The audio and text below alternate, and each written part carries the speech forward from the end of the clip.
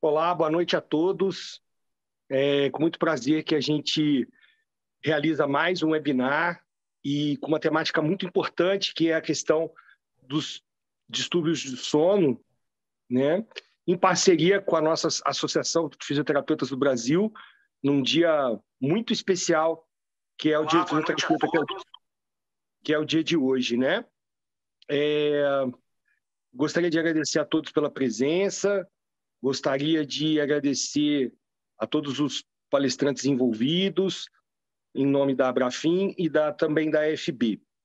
Eu sou o Dr. Felipe Lemos, sou fisioterapeuta neurofuncional e participo do Departamento de Transtornos de Movimento da Abrafim. Estou aqui para auxiliar os meus colegas, para que eles possam apresentar de maneira exuberante aí os seus conhecimentos. Como hoje é um dia especial, que é o Dia do Fisioterapeuta, eu gostaria de convidar, passar a palavra à doutora Denise, presidente da Associação de Fisioterapeutas do Brasil, que falasse um pouquinho para a gente aí sobre a importância desse dia. Boa noite, Denise. Boa noite a todos, aos colegas aqui, todos que estão nos assistindo. Queria, primeiramente, agradecer mais essa oportunidade de estar junto da Abrafim, através do Departamento do Sono, dos Distúrbios do Sono, o Departamento da FB, que é comandado aí pelo Dr. Mauro, Dr. Leonardo Fonseca. Queria dizer que eu estou muito feliz da gente poder estar junto nesse dia, né? Mais uma vez aí comemorando o Dia do Fisioterapeuta e do Terapeuta Ocupacional, passando aí por diversos momentos, mas se a gente for olhar para trás, a nossa trajetória é muito bonita. E assim, temos assim um mundo ainda pela frente para desbravar. Muito feliz da gente estar crescendo cada vez mais e novas oportunidades e novas áreas de atuação vêm surgindo e vêm crescendo. E eu tenho certeza que essa noite, especificamente no dia 13 de outubro, vai ser uma noite muito rica de conhecimento. Então, aproveitem, né, bastante. E a FB está aqui, queria deixar o nosso recado para que vocês possam acompanhar aí, através das nossas redes sociais, o trabalho que a gente vem desenvolvendo. Então, mais uma vez, um excelente evento. Obrigada, Abrafim, por essa oportunidade de estar junto aí com vocês.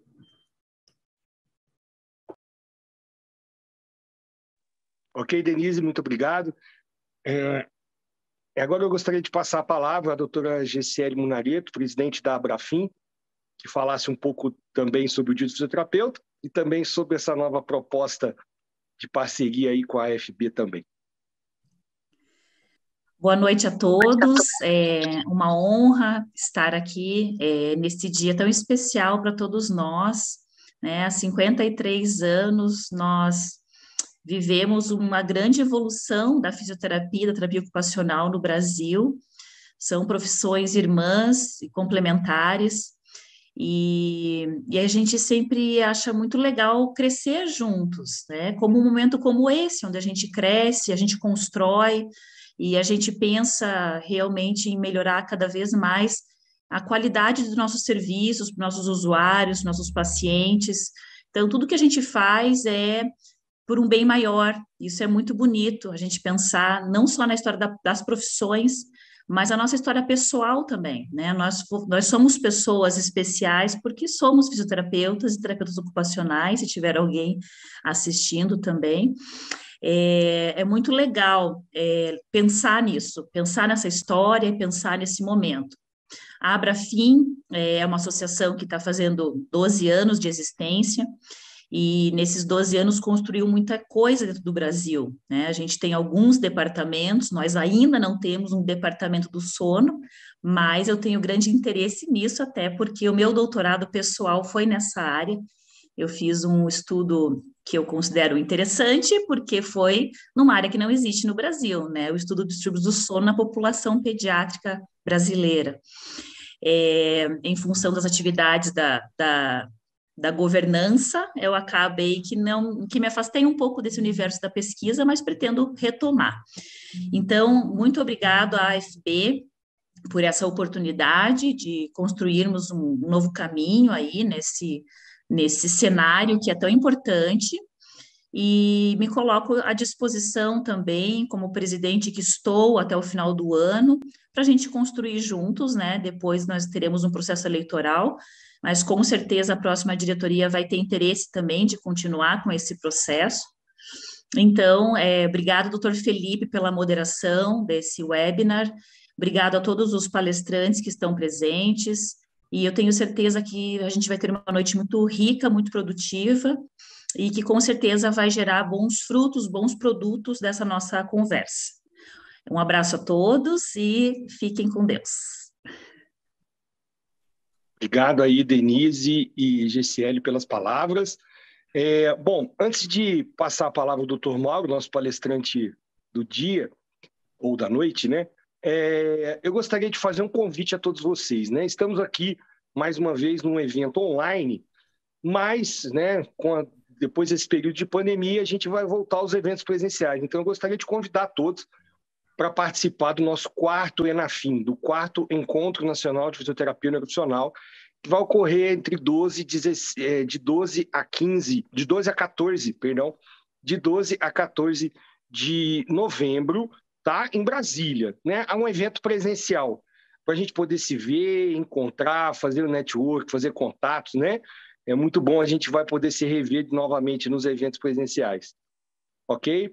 Bom, então, vamos passar a palavra agora ao nosso palestrante da noite, doutor Mauro. Eu rapidamente gostaria de apresentar os demais, né? A doutora, deixa eu pegar minha colinha aqui, a doutora Thalita Salles, que é do Departamento de Transtorno de Movimento de Distúrbios do Sono da FB, né? A doutora Simone Grativol também, muito obrigado, doutora Simone, pela presença. Né? A doutora Gessiele Munareto, que também vai participar da discussão, porque ela também participa do Departamento de Pediatria da Abrafim. O doutor Leonardo Fonseca, também da FB, também do Departamento de Transtorno de Distúrbio do Sono. E o doutor Marcos Oliveira, também, né, o meu parceiro Marcos, que estamos juntos aí no Departamento de Transtornos de Movimentos da Abrafim. Bom, então, doutor Mauro, os microfones são do senhor para nos brindar aí com todo o seu conhecimento. Obrigado. Só para complementar, a Simone, ela é do Espírito Santo, tá? A Thalita Salles, ela é de São Paulo, Leonardo e eu, Rio de Janeiro. Doutora Denise, todo mundo sabe que é do Rio de Janeiro, né, doutora Denise? Rio de Janeiro. Eu só tenho a agradecer essa parceria. Eu enchi lá. Agradecer primeiro a Joana, que a Joana foi a primeira pessoa que eu conversei e solicitei para ela essa parceria, o que ela achava e quem eu poderia conversar dentro da Abrafim. E ela falou logo da Luanda e falou que praticamente estava certo, que vocês iriam adorar a parceria e essa nova ideia, né? E isso acabou acontecendo no COBRAF, e a minha conversa com a Luanda foi ótima.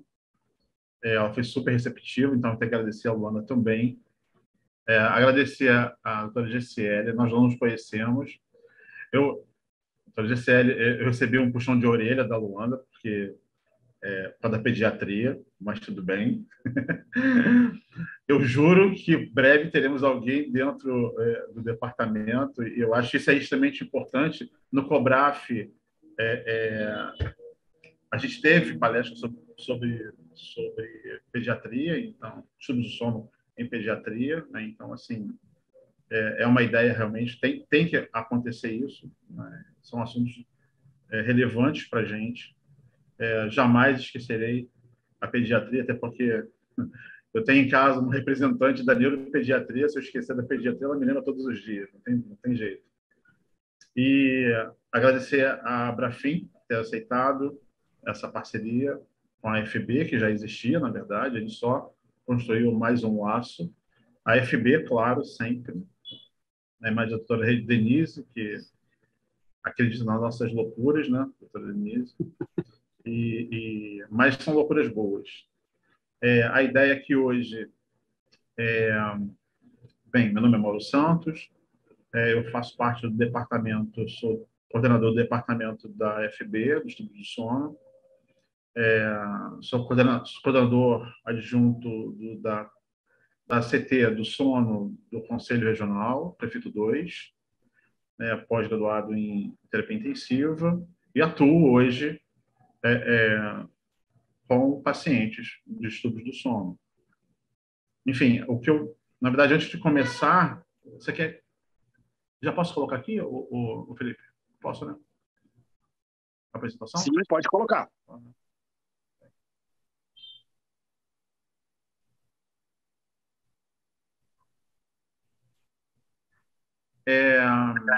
Tem que ser habilitado. Está desabilitado para mim. Isso aí eu acho que o Jame pode ajudar a gente, Jame. Acho que sim.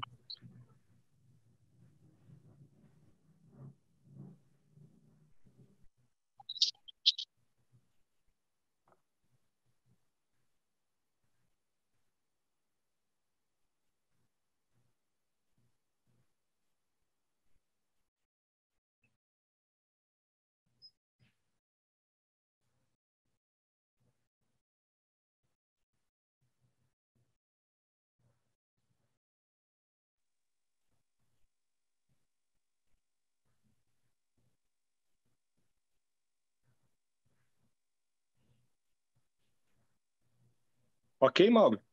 Sim, sim. Desculpa, não respondi. Eu estou abrindo aqui para ver se eu consigo. Só um segundinho, tá?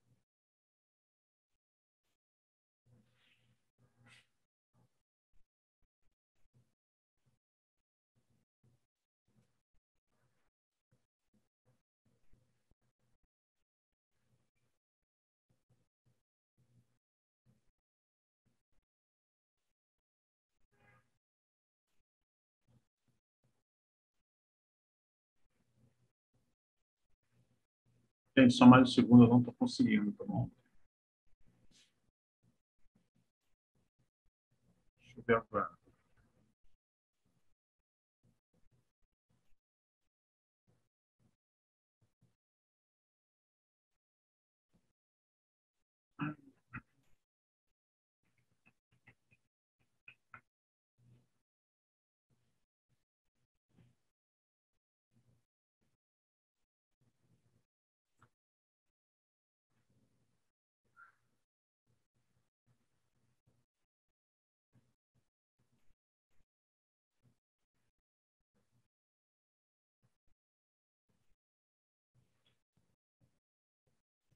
Felipe, eu não estou conseguindo, não. Não está aparecendo.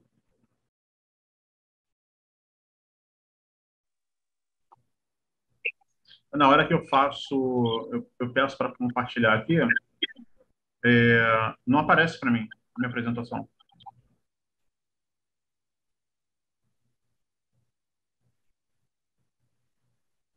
Você consegue auxiliar ele aí, Jame? Por favor.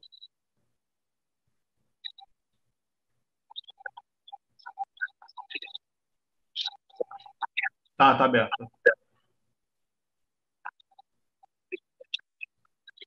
Só aparece o documento que está aberto para mim. Eu tenho... Não, aparece documento, assim. Eu tenho um documento aberto, aí aparece só esse documento. A apresentação do PTT não aparece para mim. Tá, peraí. Peraí, rapidinho. Deixa eu tentar de novo. Peraí. Vê se vai aparecer agora. Isso. Apareceu? Apareceu. É Perfeito. porque eu dei um salvar nele, que eu acho que eu não tinha salvo da última vez, aí ele apareceu. Não sei por quê. Tá a tela cheia para vocês?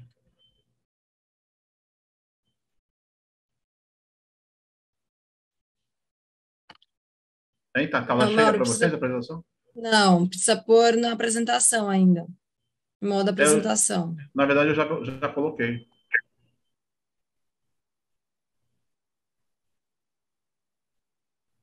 Não?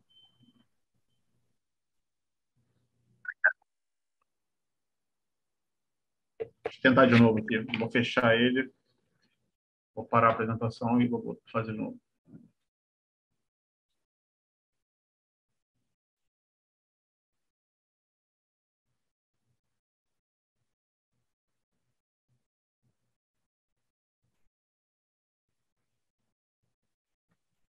Tá?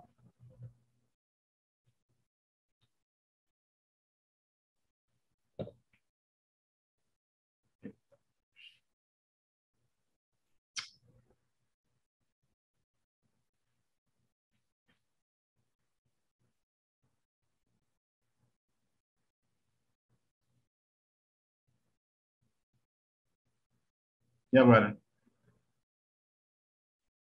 Foi? Sim. Tá. Bem, vamos lá agora. A ideia que a gente conversou anteriormente, né, eu, a doutora Luanda, era exatamente trazer a ideia geral sobre os distúrbios do sono nos pacientes neurológicos. Claro, sendo bem claro para todos que estão nos ouvindo, não tem como a gente abordar todas as patologias aqui, seria impossível. Né? A ideia aqui é que seja o mais breve possível, para que não canse, e no final a gente vai abrir uma discussão para que todos os colegas que estão participando troquem ideias, troquem suas experiências do que eu apresentar aqui. Então, assim, a gente vai ter um apanhado geral primeiro do que é distúrbio do sono, passando um pouquinho pela fisiologia, avaliação, diagnóstico e possíveis tratamentos. Depois a gente vai entrar em alguns pacientes específicos, algumas patologias específicas, que são as principais patologias, tá? Em neurologia. Aqui eu já me apresentei anteriormente para vocês.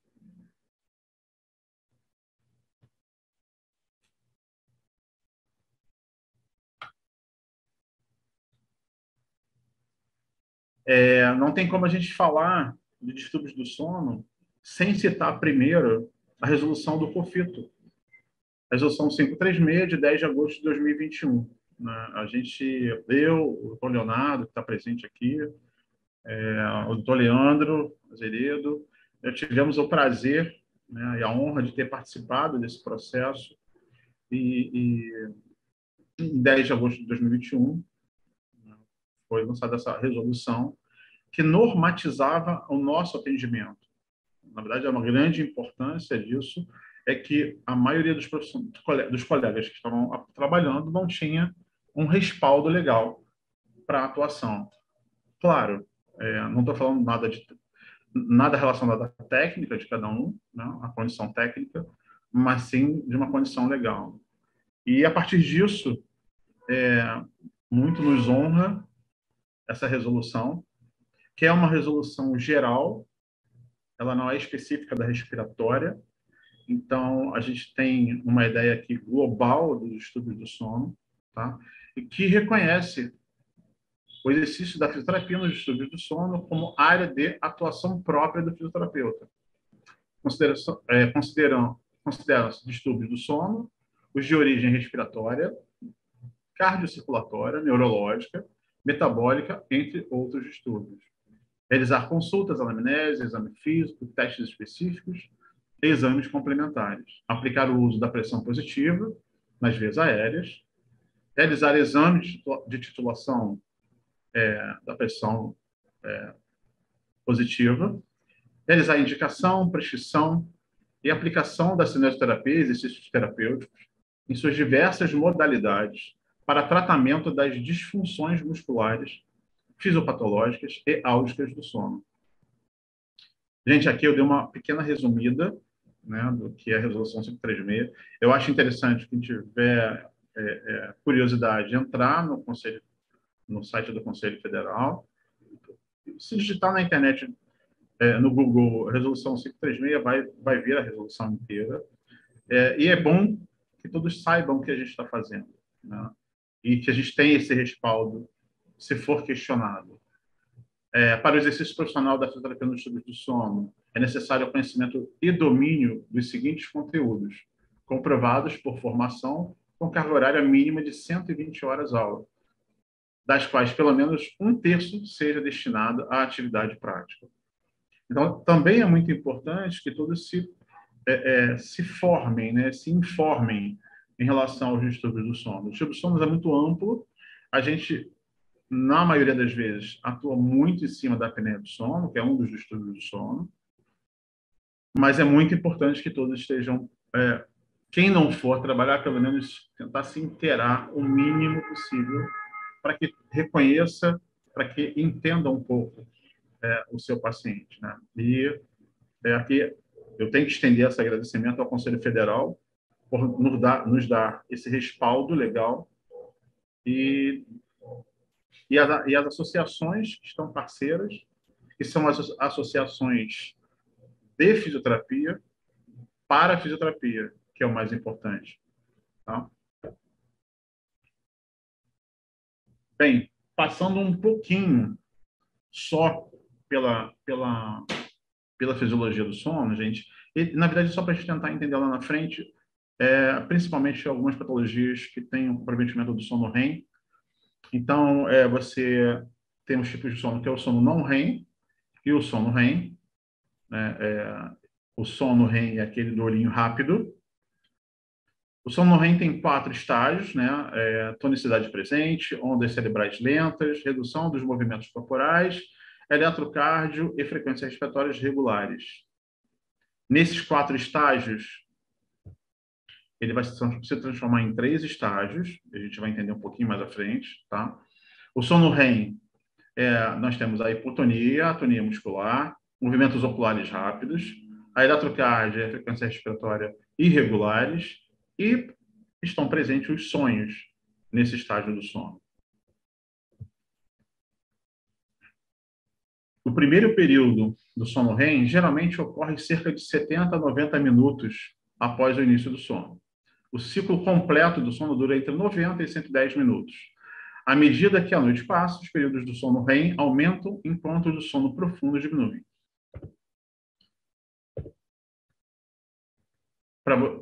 Foi o que eu comentei lá atrás, né? São 4 estágios, N1, N2, N3, N4, só que esses 2 estágios eles se fundem, se tornando um só, tá? E, posteriormente, o sono REM. Aqui é uma tabela interessante, né, que referente à arquitetura normal do sono e a sua variação com a idade, e que dá para a gente ter uma ideia geral de como se comportam os lactentes, as crianças jovens, os adultos jovens e os adultos idosos. Tá? Dentro do estágio 1, dentro do estágio 2, dentro do sono delta, que é a fase 3 e a fase 4, e dentro do sono REM, cada um com sua particularidade percentual de sono dentro dessas fases.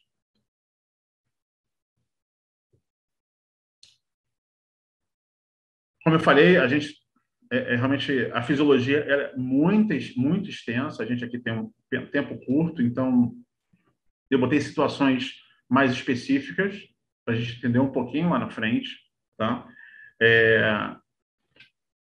Se a gente fala que um curso no mínimo de 120 horas, né? Então não dá para a gente tentar resumir tudo tão rápido dentro de uma palestra de 1 hora no máximo. Bem, a definição de síndrome da apneia obstrutiva do sono é caracterizada por episódios recorrentes de obstrução parcial, hipopneia, ou obstrução total, apneia, da via aérea superior, durante o sono. É identificada pela redução ou ausência do fluxo aéreo, apesar da manutenção dos esforços respiratórios.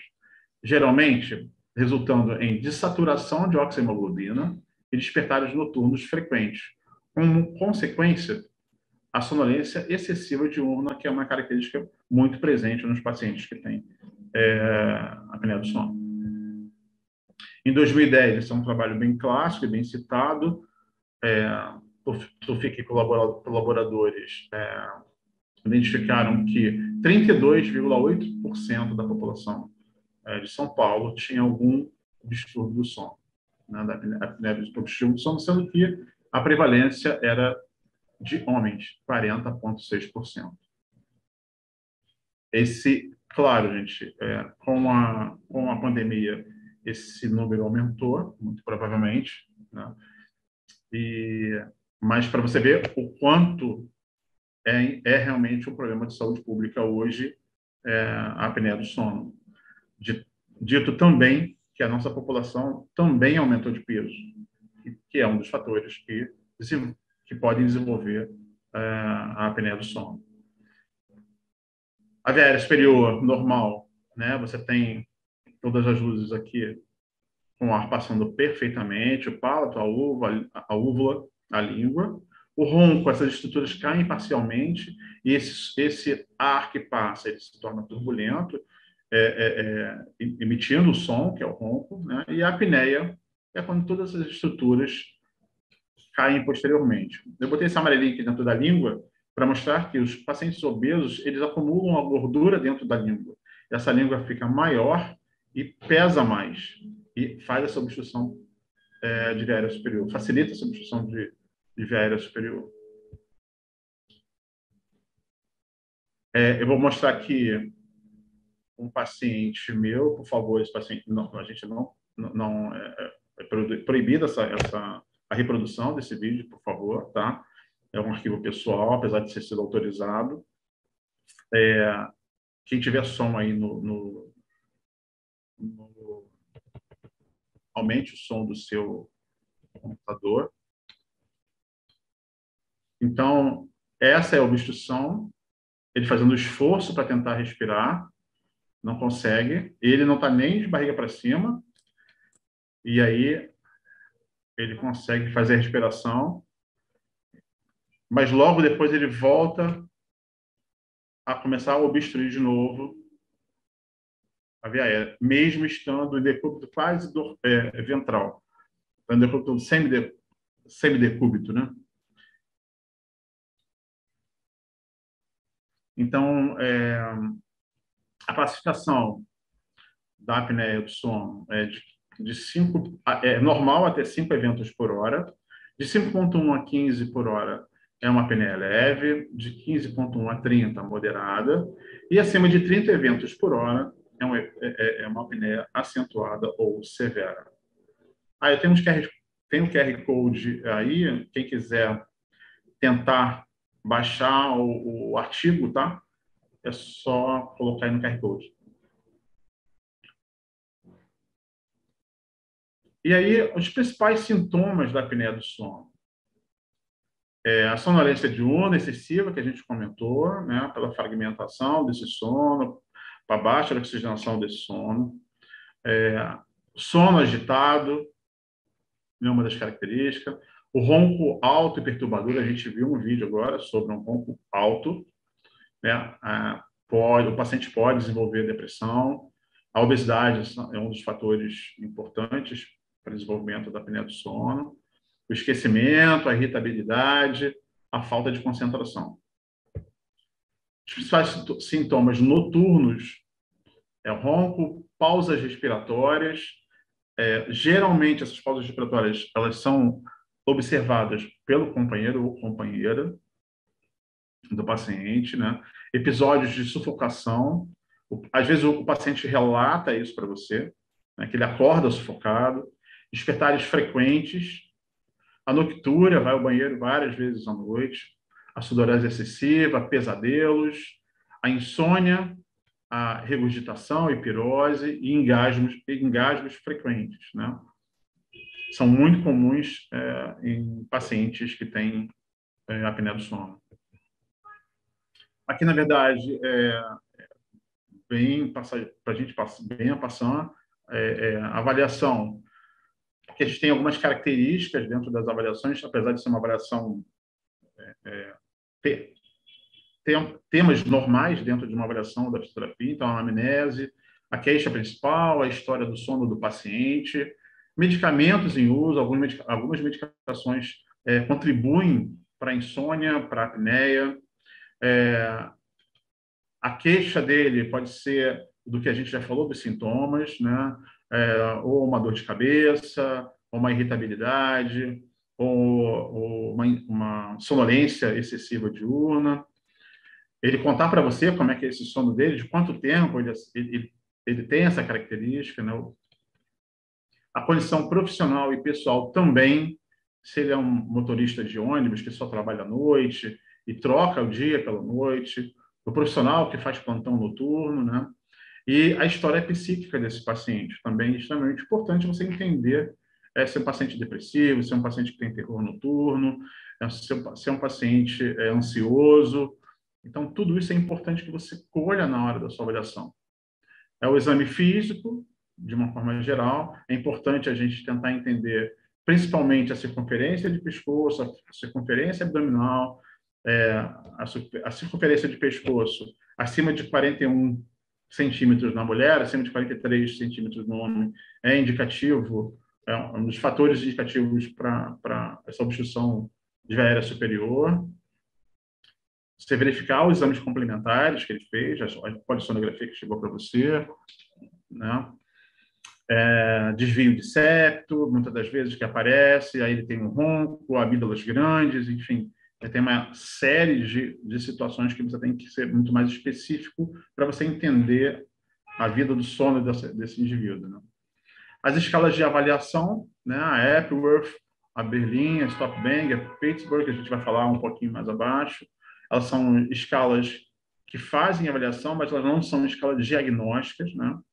Então, é importante você fazer a escala com o paciente, mas, posteriormente, esse paciente tem que fazer um diagnóstico mais indicado, tá? E sempre ter alguém, né, quando possível, consultar o acompanhante desse paciente. Ou numa consulta, ou no domiciliar, você conversar com alguém que esteja próximo dele, para ele também dizer para você como esse paciente está dormindo e como está o dia a dia dele. Porque muitas das vezes o paciente omite algumas informações. Bem, na nossa avaliação, a classificação de ângulo vai mostrar essa relação, né? Adequada relação do maxilar. Então, você tem uma classificação 1, 2 e 3. A classificação 1, você tem uma relação perfeita, né? A classe 2, ela tem uma retroposição mandibular. E a classe 3, o prognatismo mandibular ou hipoplasia maxilar, que isso também vai interferir nessa obstrução, que é um conjunto de situações, não é simplesmente isso, né? A gente falou lá da língua, a gente falou das estruturas que caem para trás, às vezes você tem um pescoço mais largo, maior, porque você está com acúmulo de gordura nesse pescoço, então tudo isso junto vai facilitar com que você tenha a obstrução da via aérea superior. A classificação de Mallampati, classe 1, 2, 3 e 4, você vê a parede posterior muito bem na primeira, na segunda nem tanto, na terceira piorou, na quarta, aí você tem ou uma língua muito grande, ou você tem uma depressão do palato, às vezes você tem bochechas maiores, então toda essa avaliação tem que ser muito importante para você tentar identificar o que está acontecendo com o seu paciente. Vamos falar de escala de avaliação, né, que a gente comentou anteriormente. A Stop-Bang, e aí, eu vou abrir um adendo aqui, referente às escalas. Eu tenho sempre solicitado, onde eu palestro, que seja incluída 2 escalas dessa, uma de sonolência e uma de risco de apneia, tá, na sua avaliação. Seja ele um paciente ortopédico, seja ele um paciente neurológico, seja um paciente respiratório, não tem problema, um paciente geriátrico, é extremamente importante. São tabelas simples que você pode pré-diagnosticar esse paciente, se ele tem algum tipo de distúrbio, né? Então, a Stop-Bang é uma tabela extremamente simples, né? 1, 2, 3, 4, 5, 6, 7 8 perguntinhas básicas, com score básico também. Então, você pode pré-diagnosticar possíveis problemas no seu paciente com com um simples questionário na hora do seu atendimento, incluído na sua avaliação. A escala de sonolência de Epworth também, olha, 3, 6, 7 perguntinhas com score básico, fácil de perguntar ao paciente, e estando também com o acompanhante, você confrontando, isso é extremamente importante, tá? E se você tem uma pontuação entre 10 e 24, está com risco para apneia obstrutiva do sono, e aí você pede, se você não atua na área, mas que você tenha um colega, um outro profissional, que você encaminhe esse paciente para fazer uma avaliação. A escala de Berlin também, ela trabalha com 3 categorias, né? São perguntas objetivas. Categoria 1, categoria 2, você tendo 2 ou mais respostas em cada categoria, pelo menos. Categoria 3, você vai questionar a pressão arterial, a hipertensão, né? E o cálculo do IMC. E também esse questionário é um pouco maior, mas também de fácil utilização, né? Se você não quiser utilizar os outros 2, coloca pelo menos um questionário para você utilizar com seus pacientes. Quais são os exames, né? E aí a gente vai para os exames especificamente. O exame... Desculpa. Quais são os exames que a gente utiliza nesse paciente para entender que tipo de apneia ele tem, né? Se é a apneia leve, lembra lá que a gente falou do 5.1 ao 15, se é uma apneia moderada e se é uma apneia severa, né? Acima de 30 eventos por hora. Então, a indicação ouro para avaliação do paciente é do tipo 1 e 2, tá? Porque ele faz um mapeamento cerebral. Então, ele vai ter mais canais de avaliação. Então, é mais fidedigna na sua avaliação. A do tipo 3 e a do tipo 4 está muito mais... eu vou dizer que a gente tem muito mais proximidade com essas avaliações, com esses exames. Não que a do tipo 1 e tipo 2 você não vai ter essa proximidade, né? Vão chegar esses exames para você. São exames feitos geralmente em laboratórios. Então, o paciente vai para uma clínica, faz o exame e, claro, você vai ter que entender esse exame na hora que chegar para você. Mas os exames respiratórios, que é do tipo 3, cardiorrespiratório, ele é de mais fácil entendimento, mas não tão tão importante quanto o do tipo 1. E o do tipo 4 tem menos canais de avaliação, mas que hoje a gente vai falar depois, um pouquinho mais à frente, eu utilizo hoje a oximetria de alta resolução, que é pelo IDO, o índice de dessaturação de oxigênio, que me indica muito bem e perfeitamente se esse paciente pode ou não ter apneia do sono, de modo fácil e prático. E quais são os parâmetros que geralmente monitoramos nos polígrafos do tipo 3? O fluxo aéreo, o ronco, o sensor de esforço, através da cinta torácica, a oximetria de pulso, a frequência cardíaca. Alguns equipamentos têm um termistor, que faz a melhor leitura das apneias, a cinta abdominal e o posicionamento desse paciente à noite. Aqui é só para dar uma ilustrada de como funciona esse equipamento, né? A colocação dele, com a cinta torácica, o catéter nasal. É importante que você oriente não só o paciente, ou também o acompanhante desse paciente. A oximetria que é colocada no paciente, sempre muito bem fixados, para que à noite ele não retire esse equipamento. Aqui eu deixei observado, a unha da paciente está pintada, isso não é interessante acontecer, ela tem que estar com a unha sem esmalte, para que tenha a melhor leitura dessa frequência cardíaca, dessa oxigenação à noite. E sempre ensinar o melhor possível, mostrar, tirar fotos mostrar para o acompanhante, mostrar para o paciente de como é adaptado, como colocar, para que não haja nenhum tipo de problema na hora da colocação e você tenha que repetir esse exame à noite. Os critérios de classificação, a hipopneia é a redução de 30% ou mais, seguida da dessaturação de 3% durante 10 segundos. Quando essa saturação cai acima de 4%, daí você tem um microdespertar desse paciente. Então, aqui, ele teve uma queda maior do que 30%, com uma queda de oxigenação bem grande, 1, 2, 3, 4, 5, e muito provavelmente, posteriormente, ele deu uma acordadinha para poder recuperar. Lembra do paciente do ronco? Então, ele fez a apneia, puxou o ar, deu uma pequena recuperada, e aí voltou a fazer a apneia de novo.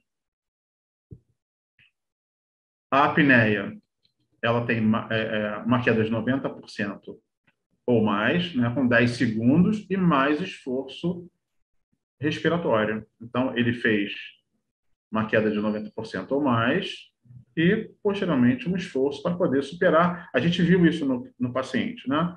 Ele fez um esforço, estava fazendo um esforço torácico para conseguir puxar o ar aí ele conseguiu puxar aquele ar. Aquele paciente ele foi filmado pela família, né? Ele não estava fazendo o exame, enfim. E aí ele me mostra aqui que ele fez o esforço posterior. Esse é um outro tipo de exame, de outro equipamento, tá? Aqui são os roncos. A hipopneia foi de 17,5 segundos. Olha, a queda foi de 5% de oxigenação desse paciente, né? A dessaturação de oxigênio. Geralmente é um dos relatórios que é emitido, né? Quando você receber esse tipo de relatório, ele vai estar indicando aqui o índice de apneia e hipopneia, 48,4. Então, ele faz 48 episódios de parada respiratória, de parada de hipopneia ou apneia durante 1 hora. As apneias obstrutivas dele foram de 344 numa noite, ou seja, 86% da noite. Os eventos de ronco, né? O conhecido ressono, não ronco, só ressono. É isso aqui, ó, ronco. 3.830 roncos na noite, né? O número de dessaturações desse paciente, 380 dessaturações. Né? Então, ele vai dizer aqui abaixo de que níveis, quanto tempo ele ficou. O índice de dessaturação dele foi de 42, ou seja, ele fez 42 dessaturações por hora. Esse é um outro tipo de relatório, né? Esse indivíduo fez 35 eventos por hora, tá? de índice de apneia e hipopneia.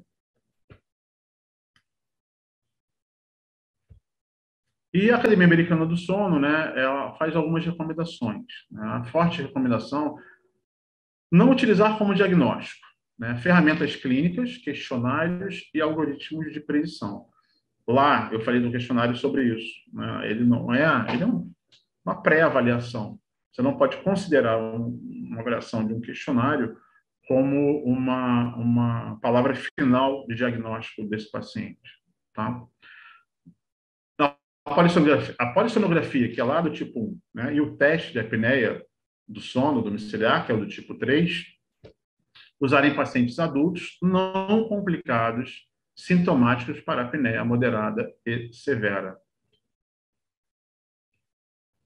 Quando o teste de apneia do sono domiciliar for negativo, inconclusivo ou tecnicamente inadequado, realizar a polissonografia do tipo 1. Então, é recomendado que você, quando acontecer essa situação, você realizar a polissonografia do tipo 1. Tá?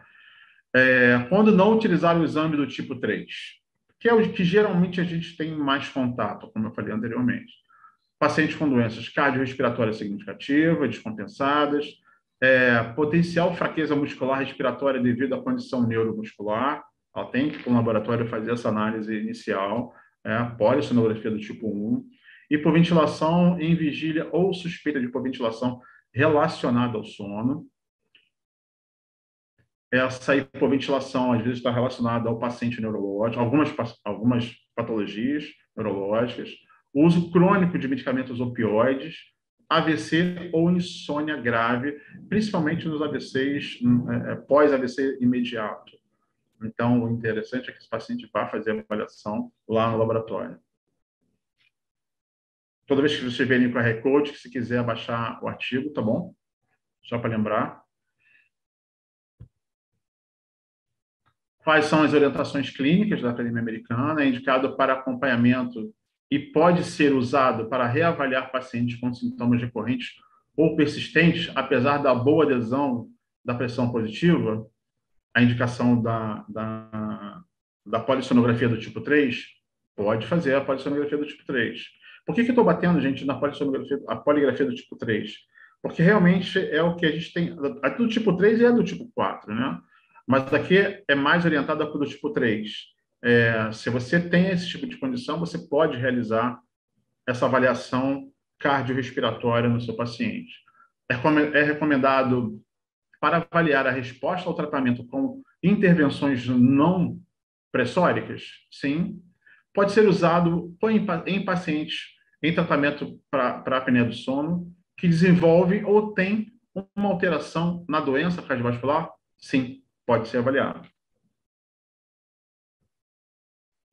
Aqui é a oximetria de alta resolução, é um outro tipo de exame, é o exame do tipo 3, né? Então, você vai ter aqui o índice de saturação desse indivíduo, né, de 1,9 eventos por hora. Você já tem um laudo prévio, um laudo pós-exame desse indivíduo, tá? Então, ele já chega para você com esse laudo e te dizendo como está a noite desse paciente, em referência à oxigenação de oxemoglobina.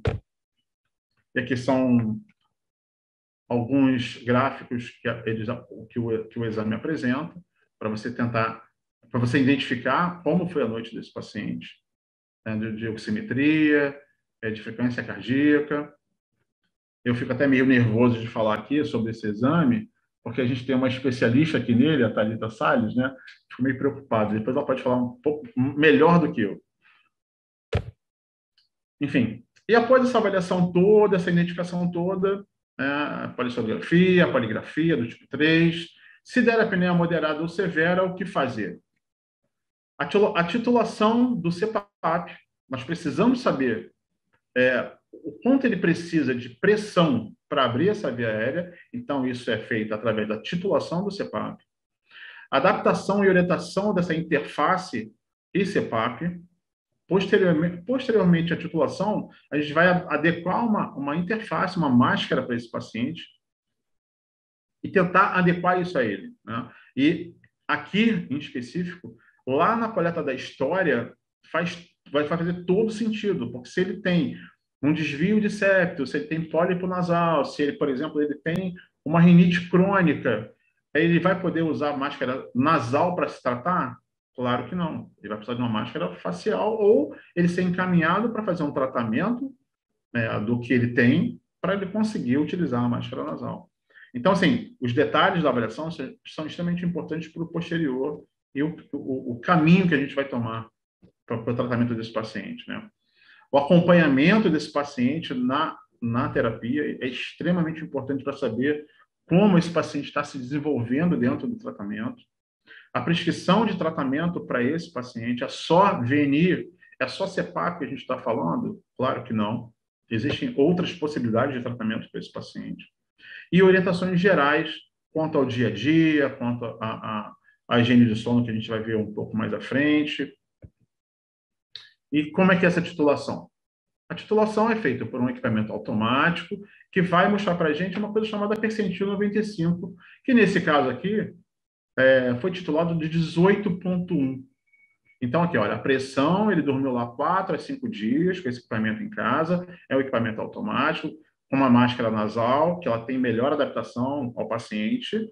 Claro, se o paciente tem uma obstrução nasal, ele vai usar máscara facial, e aqui ele fez a titulação, e, teoricamente, esse aqui é um paciente que vai utilizar 18,1 de pressão.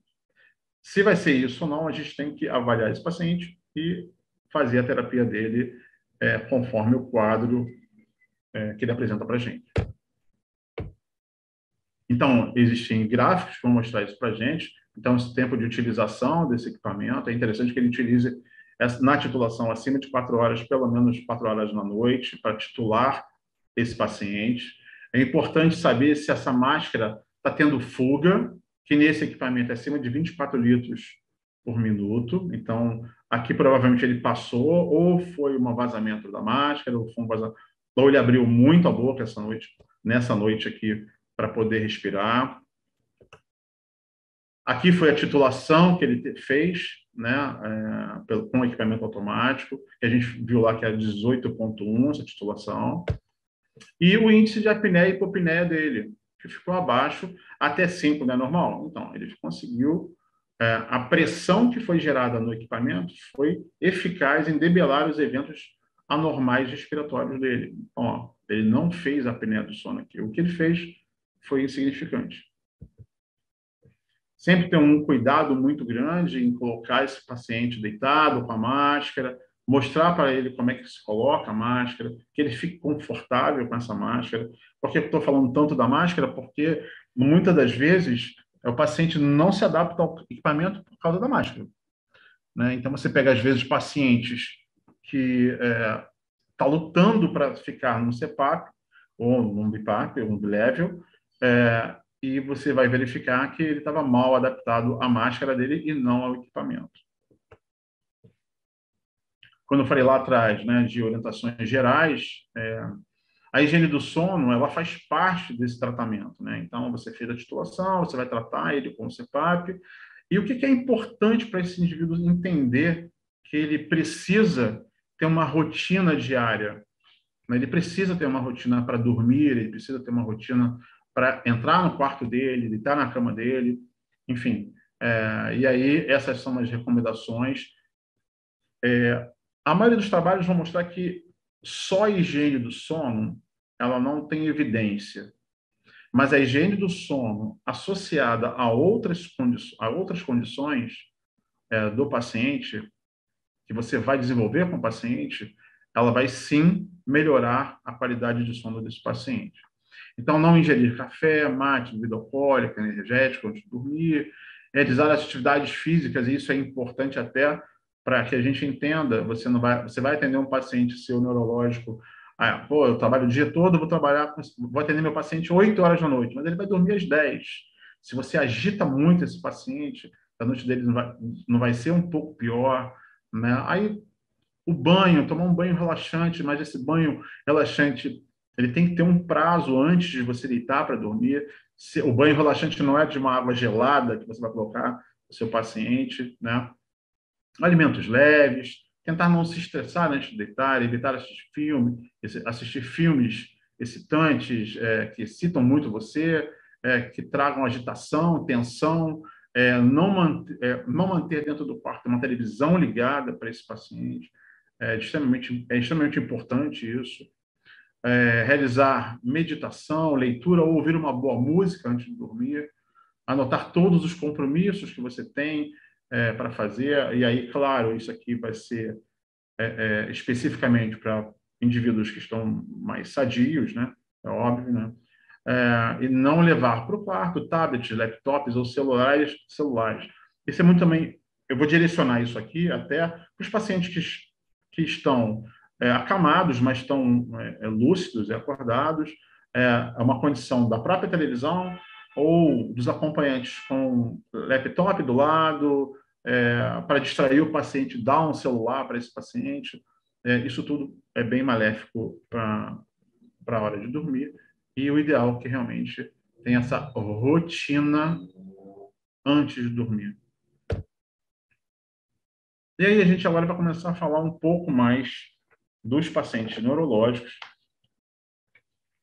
Eu tive que, como eu falei lá no início, eu tive que fazer essa introdução um pouco maior, porque a gente não, se a gente tiver um público hoje acadêmico e um público de colegas que atendam paciente neurológico, eles não são obrigados a entender todo o processo. Então, a gente passou por essa fase mais geral, né? E agora a gente vai entrar e tentar entender um pouco as principais patologias, gente, porque não dá para a gente falar em tão pouco tempo de tantas patologias que vão desenvolver algum distúrbio do sono.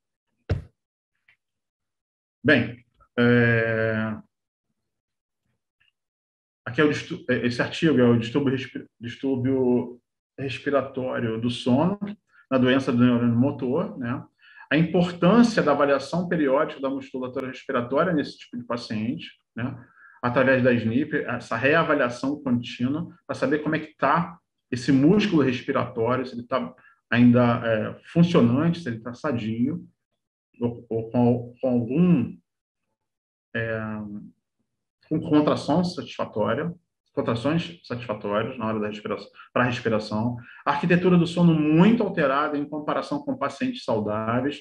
É um paciente que perde o tempo total do sono, então ele tem um tempo total de sono muito reduzido, tá? O sono altamente fragmentado, e a gente viu lá atrás, lembra aquela tabelinha que mostrava os percentuais de cada nível de sono, tá? E o sono REM reduzido ou ausente, ou seja, ele não entra em sono REM, ele não entra em relaxamento.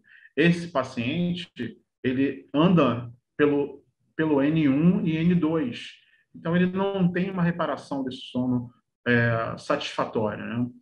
E aí, importante, por que eu vou ter que VNI? Né? A importância da VNI para esse tipo de paciente. Esse artigo ele fala muito sobre isso, e eu achei muito legal ele falar sobre isso, porque eu vou fazer um adendo aqui em relacionado a pacientes com distúrbio de neurônio motor, né? É um paciente evolutivo e que a fisioterapia, chamada fisioterapia motora, né, ela tem que estar muito integrada à fisioterapia respiratória, muitas das vezes. E tanto o fisioterapeuta respiratório quanto o fisioterapeuta motor, aqui neuromotor, né, ele entender os processos de tratamento desse paciente, né? Então, você antecipar a VNI desse paciente, mesmo que ele não tenha uma condição respiratória ruim, é de extrema importância para para amenizar a evolução dessa doença, né? Incluindo isso lá na frente, vai melhorar a qualidade de vida dele, duração da eficiência do sono dele, como está aqui reduzido, né? Por mais que você tente prorrogar isso, né, a VNI, esse tratamento, na verdade você só está trazendo malefícios para o paciente. Então é de extrema importância esse olhar para o paciente com doença do neurônio motor, para que você consiga evoluir com esse paciente satisfatoriamente. A gente sabe que vai existir uma evolução, né? Você vai melhorar a sonolência diurna desse paciente, porque se ele dorme mal à noite, a gente falou antes, né? Se ele dorme mal à noite, ele vai ter sonolência diurna. E aí ele acaba trocando, ele acaba fazendo, e uma vez eu ouvi uma coisa muito interessante. Se ele dorme mal, né? Se o indivíduo dorme mal à noite, então deixa ele dormir muito? Não, porque é um contrassenso, né? É uma faca de dois gumes, na verdade, né? Então, se ele dorme muito, ele continua dormindo mal. Se ele dorme pouco, ele continua dormindo mal, enfim. E esse indivíduo, ele está dormindo mal. E aí, a importância de se avaliar o momento de entrar com a ventilação não invasiva para que você dê repouso a essa musculatura, para que você oxigene mais esse paciente, para que ele saia daqueles sintomas que a gente apresentou lá atrás, de apneia do sono, tá? Distúrbios do sono. Tendências, esse artigo aqui é tendências de 10 anos nos distúrbios respiratórios do sono após AVC isquêmico, né? Foi de 2010 a 2019, é um projeto chamado Projeto BASIC. Esse projeto é feito num hospital do Texas, tá? E foram acompanhados aqui está errado, tá, gente? 1.251 pacientes. Então, assim,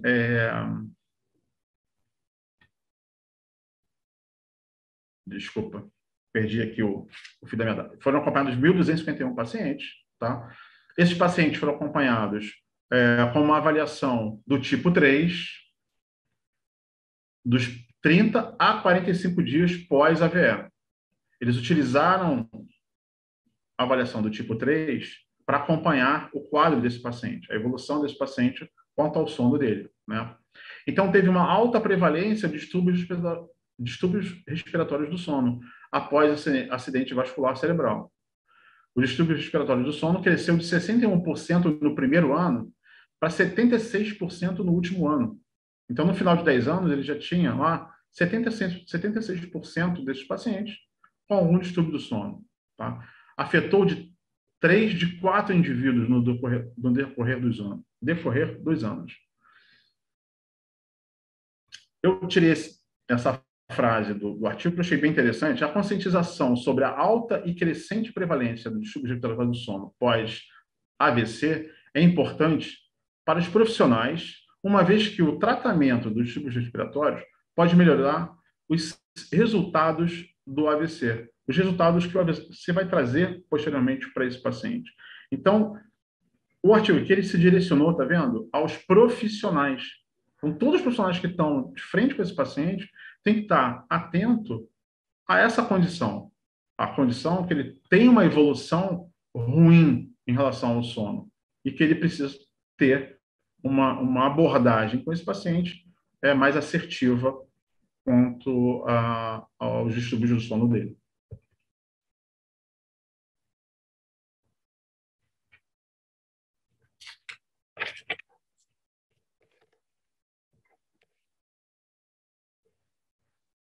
O papel do prognóstico na apneia obstrutiva do sono no início de esclerose lateral amiotrófica. Então, assim, eles utilizaram também o exame cardiorrespiratório para monitorar esses pacientes, tá?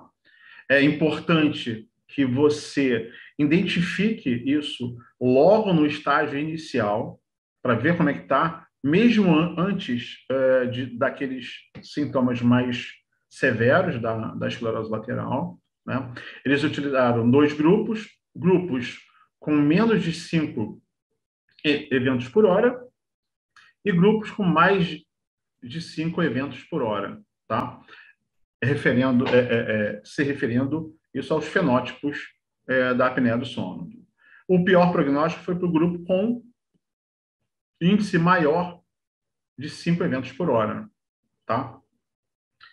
Os pacientes que tiveram um bom prognóstico, né, menos de 5 eventos por hora, ele teve 18,63 meses mais de sobrevida, né? Então, o diagnóstico prévio desses pacientes é extremamente importante para que você atue mais com esses pacientes, faça a terapêutica desse paciente o mais rápido possível, para que você consiga fazer com que ele evolua de uma forma mais satisfatória possível. No paciente esclerose lateral, é extremamente importante a gente entender, eu estou repetindo, né? Quanto antes começar, melhor. Melhor condição que você dá para ele, melhor condição de repouso você dá para essa musculatura. São pacientes que evoluem com dessaturação, hipoventilação, e aí você precisa manter esse volume melhor, você precisa manter esse paciente menos sonolento durante o dia. Então, tudo que a gente já falou aqui, eles meio se ligam, né, entre os pacientes com distúrbios neurológicos, né? Então, assim, é extremamente importante esse olhar para o paciente para que você tenha uma intervenção prévia. E aí o artigo mostra isso perfeitamente. Quanto antes, melhor. Esse é um artigo, ele tem em inglês, tá, gente? Eu traduzi ele aqui porque o artigo original é em russo, e eu tive que traduzir, eu não consegui baixar o artigo em inglês, mas ele está aqui para vocês procurarem. E aí, só um minutinho. O sono e comprometimento cognitivo em doenças neurodegenerativas, né? Então, assim, a gente tem hoje tem se falado muito no comprometimento cognitivo de pacientes com distúrbios do sono, tá? E na doença, por exemplo, na doença de Parkinson, o distúrbio sono-vigília é de 60% a 90% presente nos pacientes. A apneia do sono é de 15% a 40% presente nesses pacientes. O início é precoce, apneia e sonolência diurna. Então, no paciente de Parkinson, mesmo antes de apresentar aquele quadro motor mais severo, tendo um quadro mais discreto, você pode avaliar esse paciente e tentar entender como é o sono dele. Porque muitas das vezes ele já começa a se manifestar muito antes. E aí, quando chega lá na frente, com um quadro mais comprometido, esse paciente vai sofrer mais ainda. Se você entra com algum tipo de tratamento antes com esse paciente, acaba sendo muito melhor para ele. E a VNI não é o único caso. Eu estava até conversando com o Felipe, antes da gente começar essa aula, com o Dr. Felipe. Hoje, doença de Parkinson, o paciente de Parkinson, você faz fortalecimento, você trabalha exercício aeróbico com esse paciente. Então, exercício aeróbico hoje, ele não é indicação ouro, mas ele tem uma indicação plena para o paciente com distúrbios do sono e apneia do sono, tá? Reduzindo seus índices só com o exercício aeróbico. Então, assim, mesmo antes que a doença se instale e leve esse paciente para o leito, tá? É importante que você entenda o sono dele e vá ao encontro para que você consiga trabalhar o melhor possível e dê uma boa qualidade de vida para esse paciente. Na doença de Alzheimer, no mesmo artigo, né? O distúrbio sono-vigília, ele está presente em 25% a 60% dos pacientes, tá? Parkinson de 60% a 90%. 17% desenvolvem sonolência diurna tardia. De 40% a 70% desenvolvem apneia, sendo que na doença de Parkinson, 15% a 40%. Na doença de Alzheimer, você tem um maior desenvolvimento de apneia. É interessante que aqui na doença de Alzheimer, pela rigidez dessa musculatura, né, superior, ele começa a fechar essa via aérea mais rápido, mesmo tendo uma boa ventilação, mas essa musculatura está rígida e ele começa a fechar mais rápido essa musculatura, né, dificultando a entrada de ar para ele, né. A queda de oxohemoglobina e fragmentação do sono levam a danos neuronais. É sempre bom lembrar isso. Então, se você não está trabalhando bem esse paciente antes da doença dominar, você prejudica mais ainda lá na frente, né? Os distúrbios do sono e da vigília podem piorar o curso do processo neurodegenerativo e levar a um aumento dos sintomas, incluindo disfunção cognitiva. Bem, e aí a gente está falando de pacientes neurológicos, né, com comprometimentos respiratórios, mas que levam a comprometimentos no seu dia a dia. Então, assim, você precisa entender que esse paciente ele não é só da fisioterapia. Hoje, o trabalho é multiprofissional. Então, a VNI é uma indicação ouro, né, pela Academia Americana, de tratamento dos pacientes, a CPAP e o binível, dependendo do paciente, é a indicação que tem esse paciente para binível. Os exercícios aeróbicos, que eu falei aqui, né? A terapia cognitivo-comportamental pela psicologia. Lembra da análise psíquica? Alguns pacientes desses, o paciente parkinsoniano desenvolve muita depressão, o paciente esclerose lateral também entra em depressão. Então, é legal você ter alguém te dando um amparo também, dando um amparo para esse paciente, para ele suportar aquela condição, né? O treinamento muscular inspiratório, eu falei aqui antes, ele não está tão evidenciado, mas ele melhora a PEI máxima dos pacientes, essa força muscular inspiratória, e vai melhorar essa condição ventilatória dele. A higiene de sono, que a gente comentou, direcionando para os pacientes neurológicos. A fonoaudiologia, lá naquela variação lá atrás que nós vimos, lá Mallampati, Angle, o paciente às vezes é obeso, uma frouxidão de língua, de bochecha. A fono tem um trabalho fantástico de exercício orofaríngeo nesses pacientes, com respostas positivas demais, tá? Exercícios terapêuticos específicos para os seus pacientes. Eu falei do parkinsoniano, né? Então, assim, você vai... todo exercício que você trouxer para o Parkinson, você trouxer para a esclerose lateral, vai melhorar essa condição muscular dele, ou pelo menos manter essa condição muscular dele, tá? O controle da dor, a dor um dos fatores que fazem com que o paciente não durma à noite, e isso é complicado. Então, o controle da dor desse paciente também está dentro desse projeto de tratamento, né, do distúrbio do sono. Acompanhamento médico com as medicações específicas para esse paciente, ter uma noite melhor, a adequação medicamentosa para que ele consiga fazer uma noite de sono melhor, tá? Os dentistas com as órteses intraorais. Às vezes você tem um paciente com uma certa patologia, mas ele também tem um desalinhamento de mandíbula, uma mordida cruzada, que vai dificultar mais ainda isso. Então, é interessante que você indique esse paciente a um dentista que trabalhe com órtese intraoral para facilitar essa noite do paciente. Então, assim, isso aqui, gente, é um grande resumo para que vocês entendam que assim, uma equipe, o distúrbio do sono do paciente é de uma equipe multidisciplinar, né, e de terapias diversas. Então, muitas das vezes, fugindo um pouco do paciente neurológico, o paciente ele não está precisando só da fisioterapia, ou não está precisando de fisioterapia, está precisando de uma psicóloga para que ele entenda o que está acontecendo com ele, das ansiedades, das depressões, e que faz com que ele não tenha uma boa noite, um psiquiatra para fazer uma medicação mais específica. Então, assim, a gente tem que tentar entender esse paciente para que a gente escolha o melhor caminho possível, a melhor direção possível para o tratamento desse paciente. Bem, eu acho que são 9h11, né? A gente tem aí um tempo para a gente fazer uma discussão.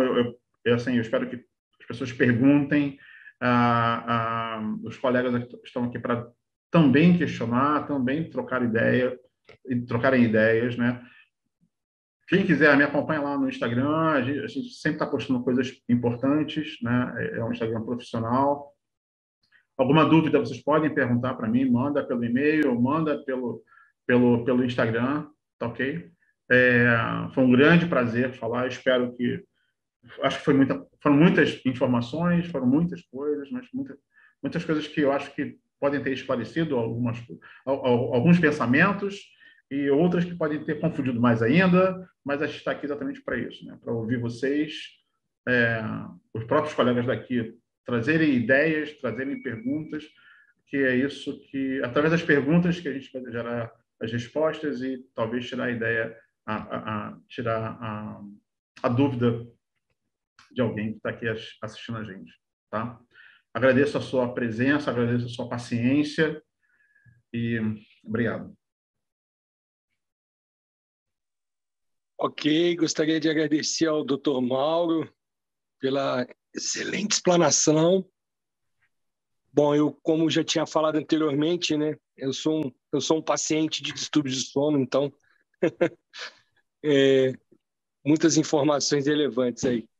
Bom, vamos abrir uma rodada agora para que os outros participantes possam fazer seus comentários, perguntas, enfim, dar sua contribuição também, tá bom? Lógico, por uma questão ladies first, né? Podemos começar com a doutora Thalita.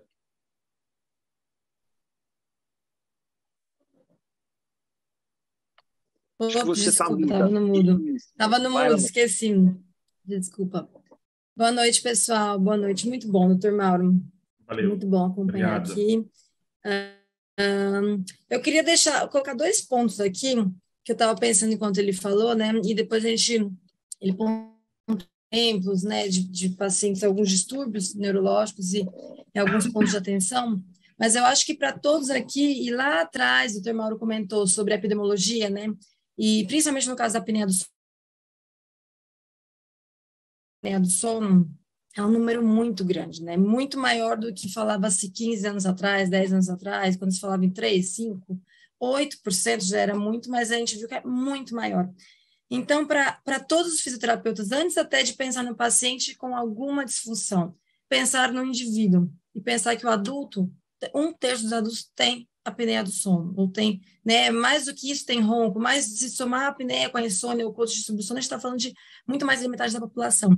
Então, pensar que todos os nossos pacientes podem ser ajudados de alguma forma, né? Então, primeiro, e começa só por algumas simples perguntas. Ele colocou aqui 3, 4 questionários que são fáceis de serem implementados no nosso dia a dia clínico, sem custo, né? Super fáceis e que não necessitam nenhum tipo de conhecimento ainda maior, ou mesmo que o acompanhante pode responder se o paciente não pode responder sozinho. Enfim, que são fáceis de ser colocados e que a gente pode ajudar muito antes de pensar em qualquer outra patologia, pensar que ele precisa dormir bem. Qualquer pessoa precisa dormir bem. Né? Isso é um ponto muito importante que a gente não vê no dia a dia. Qualquer profissional de saúde precisa cuidar do paciente como um todo, começando pelo sono, usando, na verdade, o sono como um dos grandes pilares. E aí a gente falou do adulto, né? Então, quando a gente fala do adulto jovem, a gente fala do adulto com 20, 30 anos, não é um terço. A gente já está falando de 10, 5, 8%. Mas quando a gente fala do adulto já mais o idoso, quando a gente fala de terceira idade, a gente está falando de 70%. Tem, né, um problema de sono já que precisa ser acompanhado. Então, o número vai crescendo juntamente com quando chega o Alzheimer, com o Parkinson, com outros distúrbios que também vêm, né, já, já com a idade um pouco mais avançada, o índice e a epidemiologia da apneia do sono aumenta muito e a gente precisa cuidar.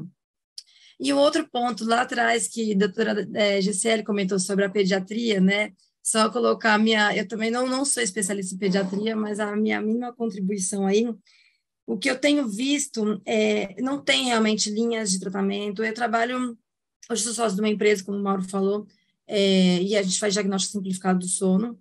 A gente está fazendo 7 mil exames por mês e nada em criança, praticamente mais nada, porque até o nosso exame não é validado em criança. Só que eu digo nada porque nada perto dos 7 mil. Mas é feito, sim, em crianças, porque não tem outra opção. A maioria das vezes não tem outra opção. E as crianças precisam ser avaliadas, precisam ser cuidadas.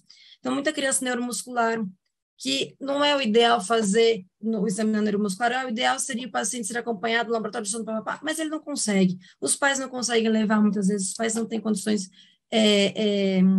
financeiras ou não têm condições operacionais de levar essa criança para ser avaliada, e fazendo algo para ela em casa, conseguindo fazer pelo menos um diagnóstico, uma avaliação. Muitas vezes crianças de 1, 2 anos, que nesse caso a gente vê que 1, 2, 3 apneias por hora pode já ser patológico, não ser avaliadas e não são negligenciadas, né? Então, paciente neuromuscular, síndrome de Down, muito Down, precisa ser PAP, BIPAP, e não era avaliado, não era acompanhado. Então, é uma linha que precisa ser cuidado com muito, né? Precisa ser olhada com muito cuidado e trazer cada vez mais ferramentas para ajudar essas crianças a serem avaliadas, né? Que realmente é escasso aqui no Brasil. Acho que é isso por enquanto. Obrigada, gente. Aí a gente vai colocando mais. Ok, doutora Thalita, muito obrigado aí pela sua... Bom, agora vamos passar para a doutora Simone.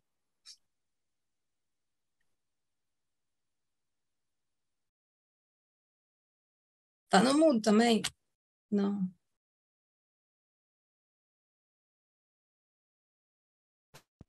Agora tá melhorou? Tá conseguindo ouvir? Tirei o fone. Engraçado que eu não tô tendo áudio de vocês, mas vou falando. Então, o Dr. Mauro falou muito sobre a apneia do sono, né? A associação da apneia do sono com as doenças doenças neurológicas de maneira geral. E quando ele falou comigo sobre essa troca entre a fisioterapia do sono com doença neurofuncional, eu achei interessante a gente pontuar que o paciente com doença neurofuncional, né, neurológica, enfim, ele tem muita apneia do sono, mas ele também tem outras doenças do sono, outros distúrbios do sono. Então, eu acho isso interessante trazer, porque às vezes ele até começa com sinais desses outros distúrbios do sono antes da própria apneia do sono.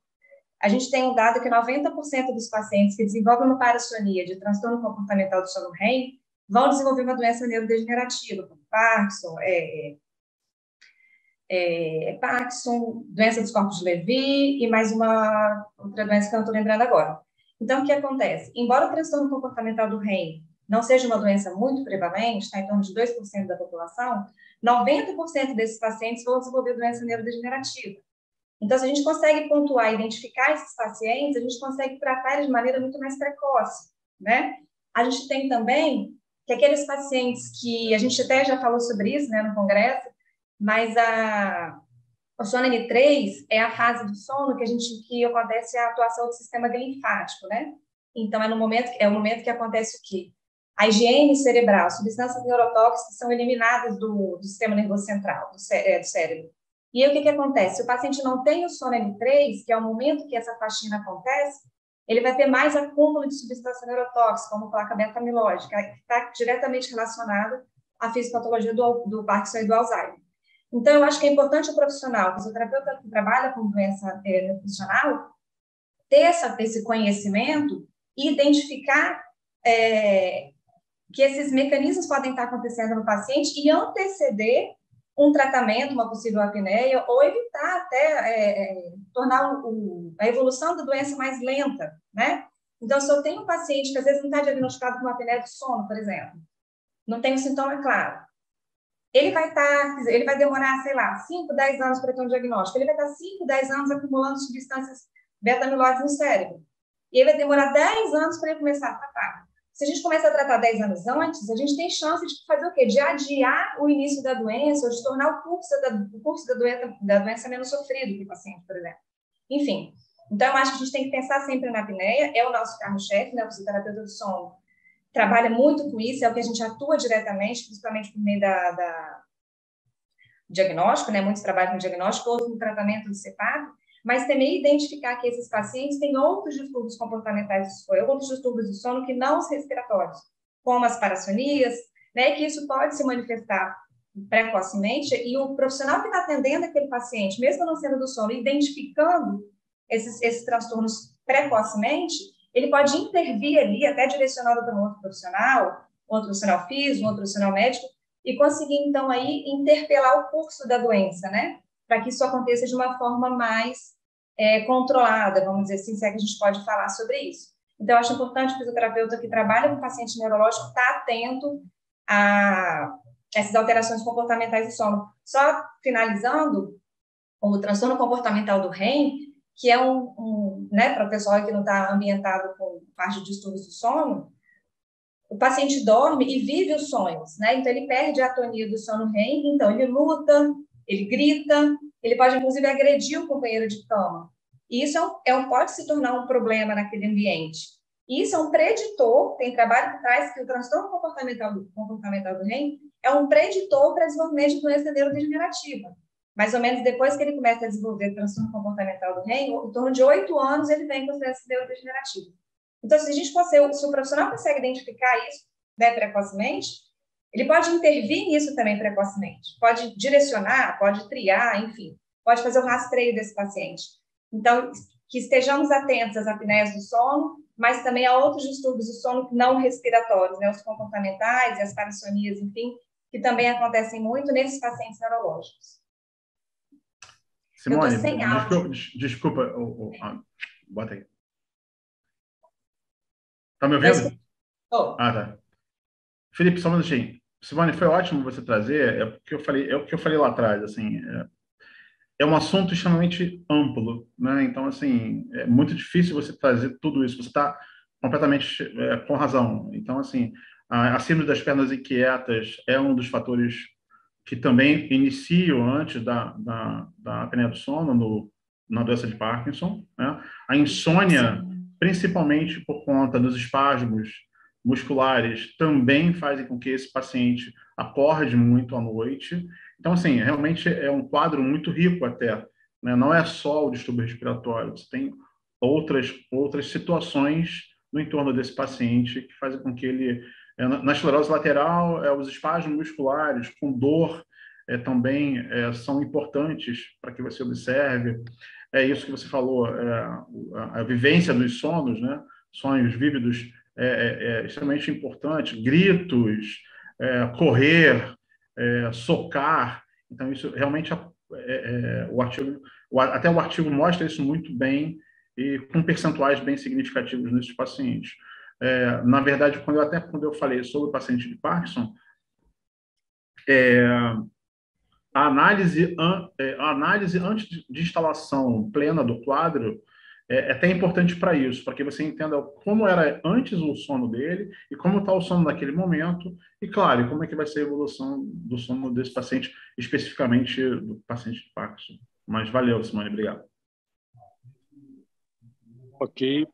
Vamos, GCL, acho que a GCL Aí, vamos lá. Estou aqui, Felipe, gerenciando os filhos, mas estou aqui.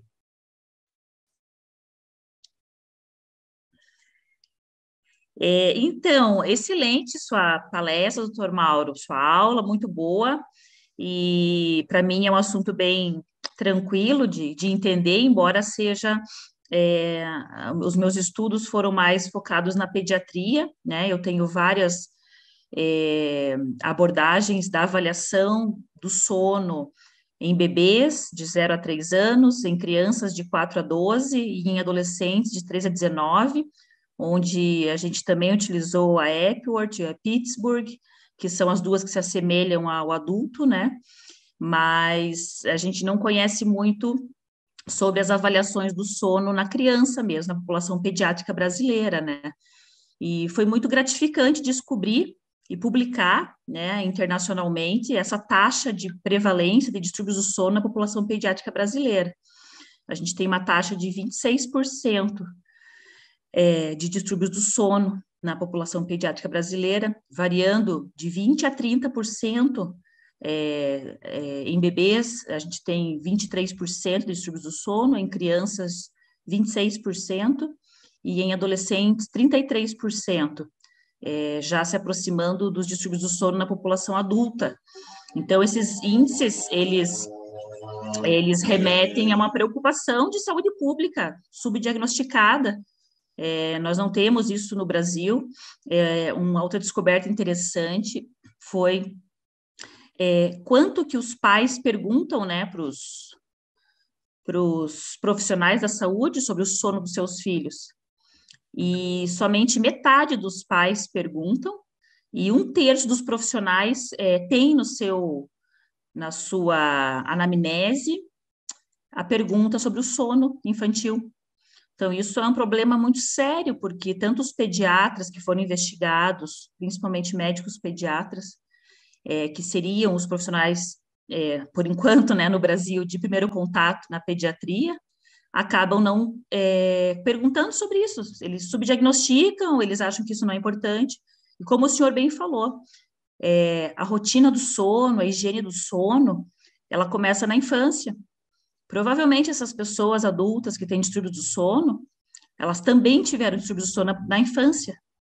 E isso não foi corrigido, a ponto de trazer consequências sérias e às vezes irreversíveis para o sistema nervoso central, para a saúde, para a qualidade de vida dessas pessoas, inclusive com relação à alimentação, com relação a transtornos de humor, de personalidade, diversas coisas. Então,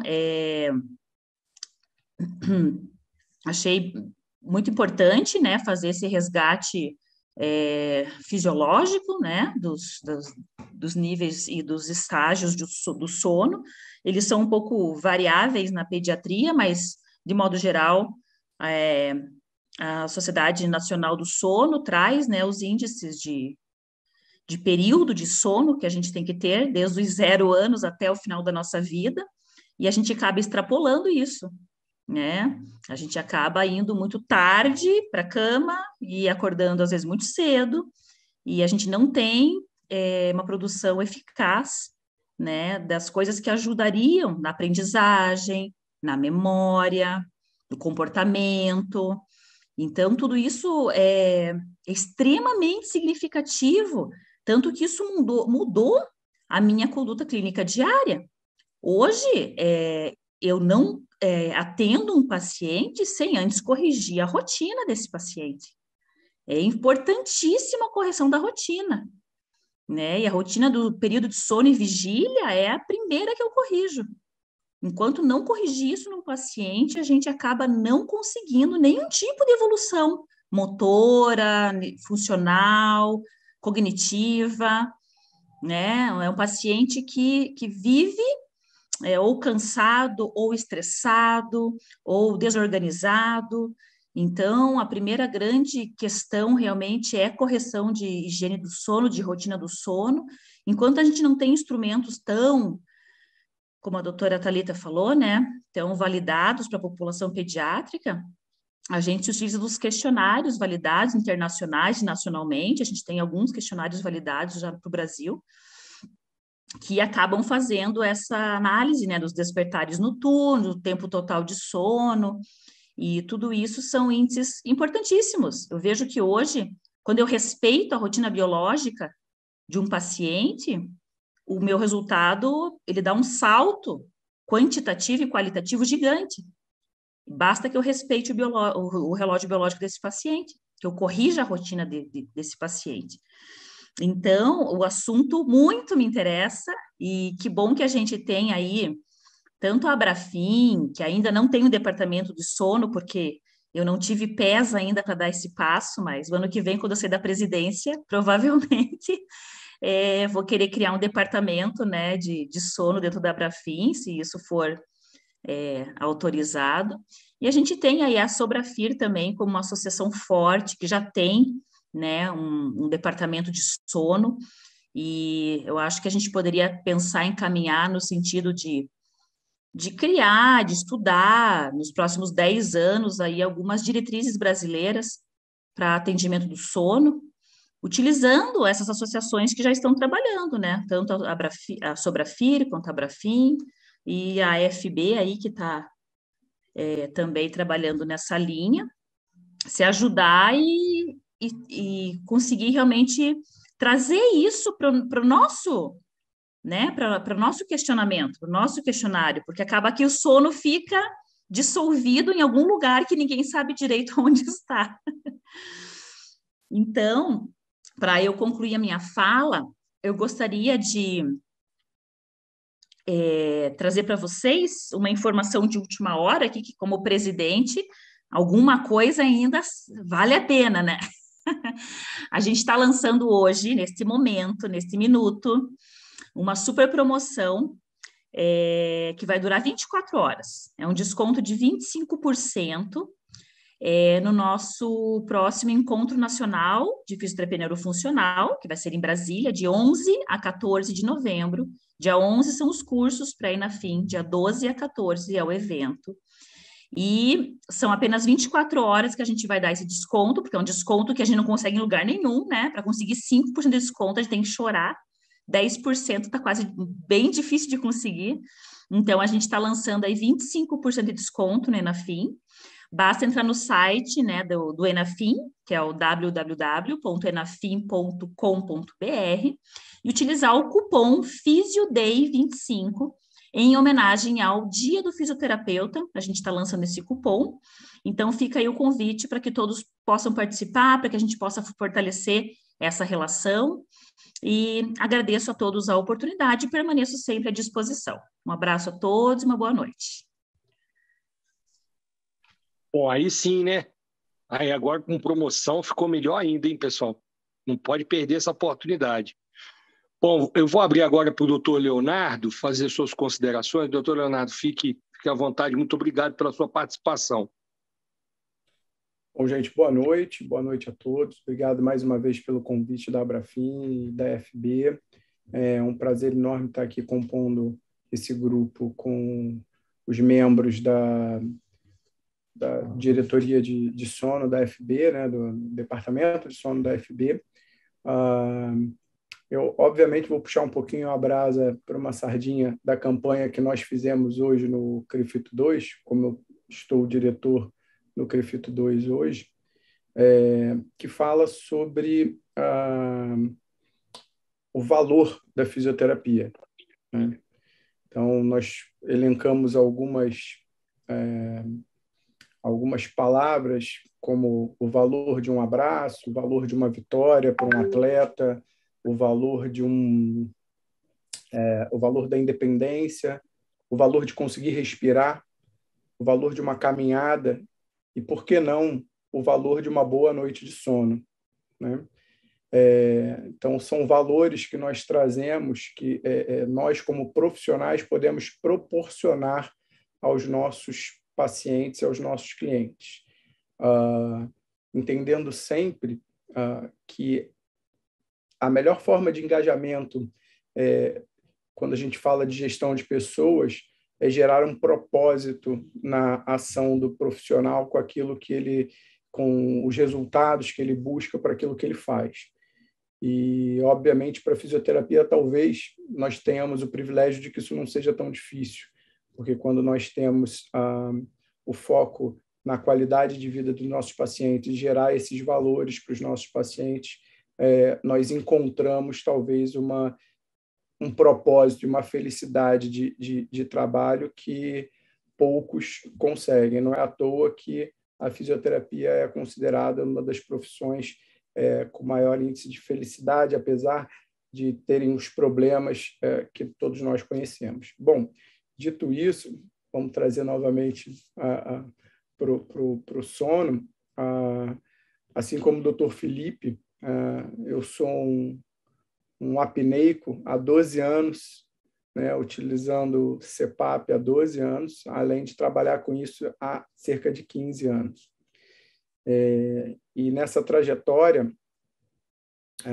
toda palestra que eu dou sobre o sono, seja em grande evento ou eventos menores, eu sempre falo, e diante da palestra do Dr. Mauro, que colocou bem isso, se nós conseguirmos sair daqui com os profissionais que estão nos assistindo, utilizando pelo menos uma escala de sonolência em um questionário desse na sua avaliação, eu realmente já sinto que valeu a pena o evento, porque isso precisa fazer parte da avaliação basicamente todo profissional de saúde, não estou falando só do fisioterapeuta, né? Como a prevalência já colocada aqui, tanto pelo Dr. Mauro quanto pela doutora Thalita, a própria doutora Simone, é gigantesca, além de ser um mercadão, vamos colocar, porque a gente está sempre em busca da valorização da profissão, de uma forma ou de outra. Então, isso é um mercado enorme, uma possibilidade de trabalho, de quantidade de trabalho muito grande para os nossos profissionais, a possibilidade de escanear esses pacientes, de fazer um screening desses pacientes e levar uma melhor qualidade de vida para esses pacientes é muito grande, com questionários muito simples e avaliações muito pequenas. Além disso, acho que eu vou trazer um pouquinho da experiência que eu tenho hoje, e aí, de fato, é uma experiência profissional, porque a gente tem muito pouco na literatura falando, com relação ao atendimento de algumas crianças, né?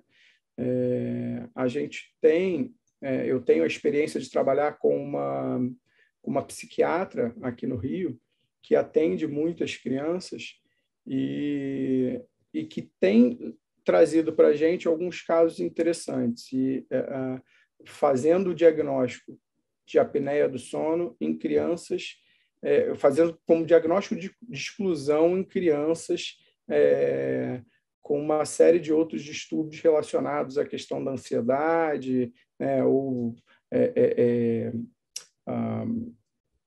síndrome do pânico, né? E muitas vezes a gente começa a ver esse problema nas crianças, principalmente ali no início da adolescência, né, passando a puberdade, associado à queda do rendimento escolar, né? Então, você tem uma queda de rendimento escolar, você não necessariamente tem uma quantidade de ronco muito grande, mas aquela criança sonolência, dorme em qualquer lugar, aí aqueles sintomas clássicos que nós já conhecemos, e normalmente muito ansiosas, e aí você vem fazendo todo o screening da criança e chega ao diagnóstico da apneia do sono e, eventualmente, até da necessidade da implementação da terapia com pressão positiva. Então, isso é uma coisa que a gente tem visto com uma certa frequência aqui no Rio, principalmente, como falei, com essa psiquiatra que trabalha muito com criança e é muito indicada até por algumas escolas aqui do Rio para atender esse tipo de criança. Então, isso é um dado interessante. E, como o Dr. Mauro, a doutora Thalita e a própria doutora Simone falou, da associação muito grande que tem dos nossos pacientes neurológicos, né, dos nossos pacientes com distúrbios neurofuncionais, com a apneia obstrutiva do sono, e não só com ela, como outros distúrbios do sono.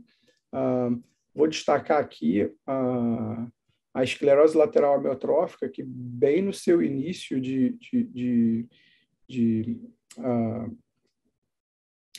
de demonstração da doença, né, a gente já tem pacientes com índice de apneia bem altos, com uma obstrução muito grande e com uma dificuldade muito grande de dormir, o que obviamente diminui ainda mais a qualidade de vida desses pacientes, que a gente já sabe que vai se deteriorando ao longo do tempo, e normalmente a implementação da terapia com pressão positiva também gera um resultado muito grande para esse tipo de paciente, de acompanhamento desse paciente.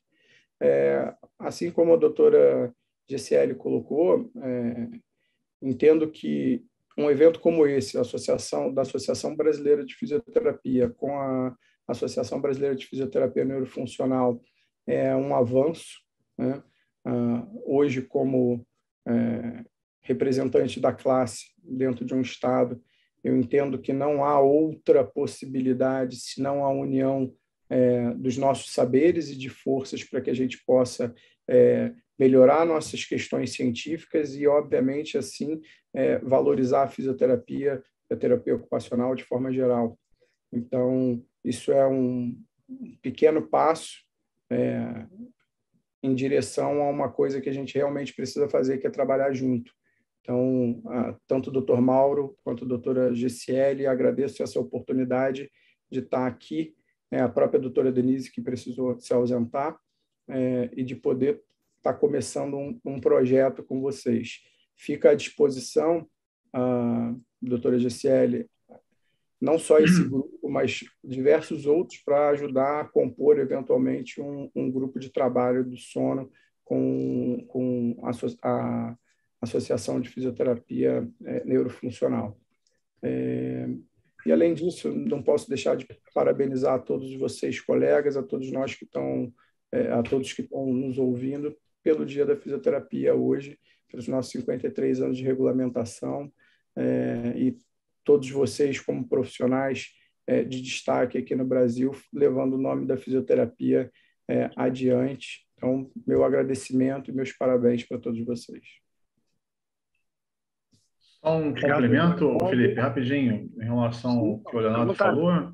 Eu acho, só para complementar, eu quero que todo mundo entenda que o que a gente tem feito, né, e assim, por mais que seja um trabalho de formiguinha, né, Leonardo, é tudo em prol da fisioterapia.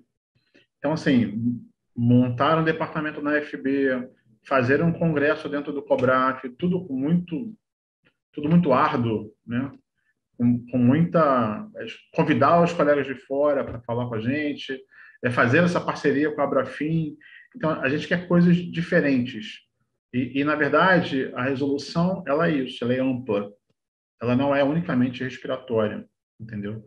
Apesar de nós termos um cunho sempre, um viés sempre para o respiratório, a gente tem que começar a aprender que não é só respiratório. Então, assim, a gente aqui está tentando fazer o melhor e unir o que a fisioterapia tem, para que a gente consiga desenvolver, vindo ao encontro do que o Leonardo falou. Que todos que estejam ouvindo, é uma nova, eu não posso nem, a gente não pode dizer que é nova, né, Leonardo? Não é uma nova oportunidade. É uma oportunidade que já está aí há muito tempo. O Leonardo já trabalha com isso há 15 anos, a Thalita também tem bastante tempo trabalhando com distúrbio do sono. Então, assim, eu acho que eu sou o mais novinho aqui no distúrbio do sono. Então, assim, é verdade. O Leonardo, ele trabalha muito mais tempo do que eu. Então, assim, é só os colegas entenderem que existe essa outra possibilidade, que não fiquem fechados, né? Não fiquem dentro da caixinha ali, ó. Sai da caixa, olhe diferente, né? Acho que essa é a intenção que a gente tem a gente está plantando essa sementinha aí para que outros consigam desenvolver melhor no futuro aí. Doutor Felipe, só para complementar, 2 pontos, né, da fala do Dr. Mauro. Primeiro que, de fato, eu não falei da resolução. Essa resolução foi um trabalho intenso, feito por um grupo de pessoas e que traz para nós a regulamentação de uma coisa que nós já fazíamos, né? Então, essa era a ideia. E trazendo para a gente, obviamente, dentro daquilo que a gente tem como autonomia, a possibilidade não só do diagnóstico, lembrando que lá atrás, quando há determinada promulgação de lei diagnóstico nosológico fica de fora disso, ele é vetado como ato privativo de qualquer profissão, porque o diagnóstico nosológico ele é passível de realização por qualquer profissional dentro da sua área de atuação.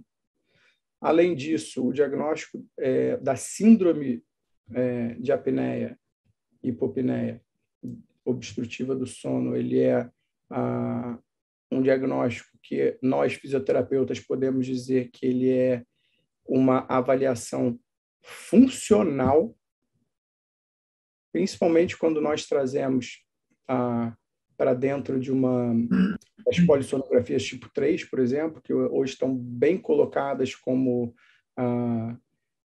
passíveis de fazerem o diagnóstico diante até de um algoritmo colocado pela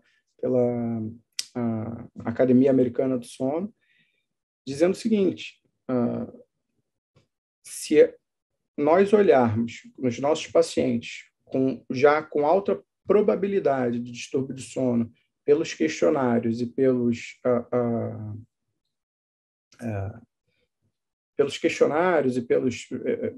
pela avaliação prévia, né, pela avaliação clínica, que a gente pode fazer a polissonografia do tipo 3. E o que é a polissonografia do tipo 3 lá, quando o Dr. Mauro falou de 4 canais, por exemplo? A gente tem oximetria, que todo fisioterapeuta trabalha com isso, né?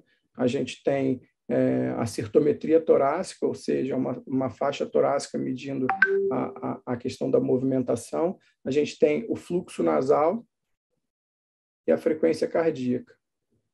Ou seja, todos os parâmetros funcionais que o fisioterapeuta avalia e que deveria avaliar, pelo menos, em qualquer situação.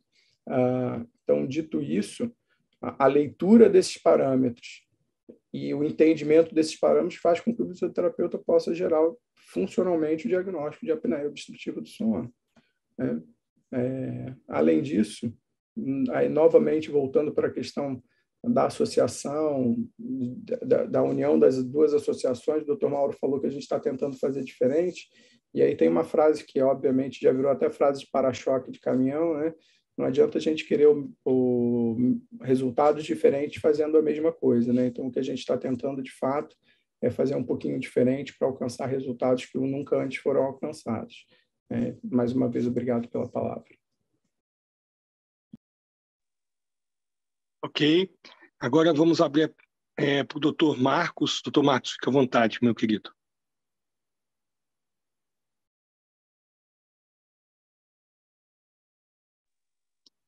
Está mudo, Marcos.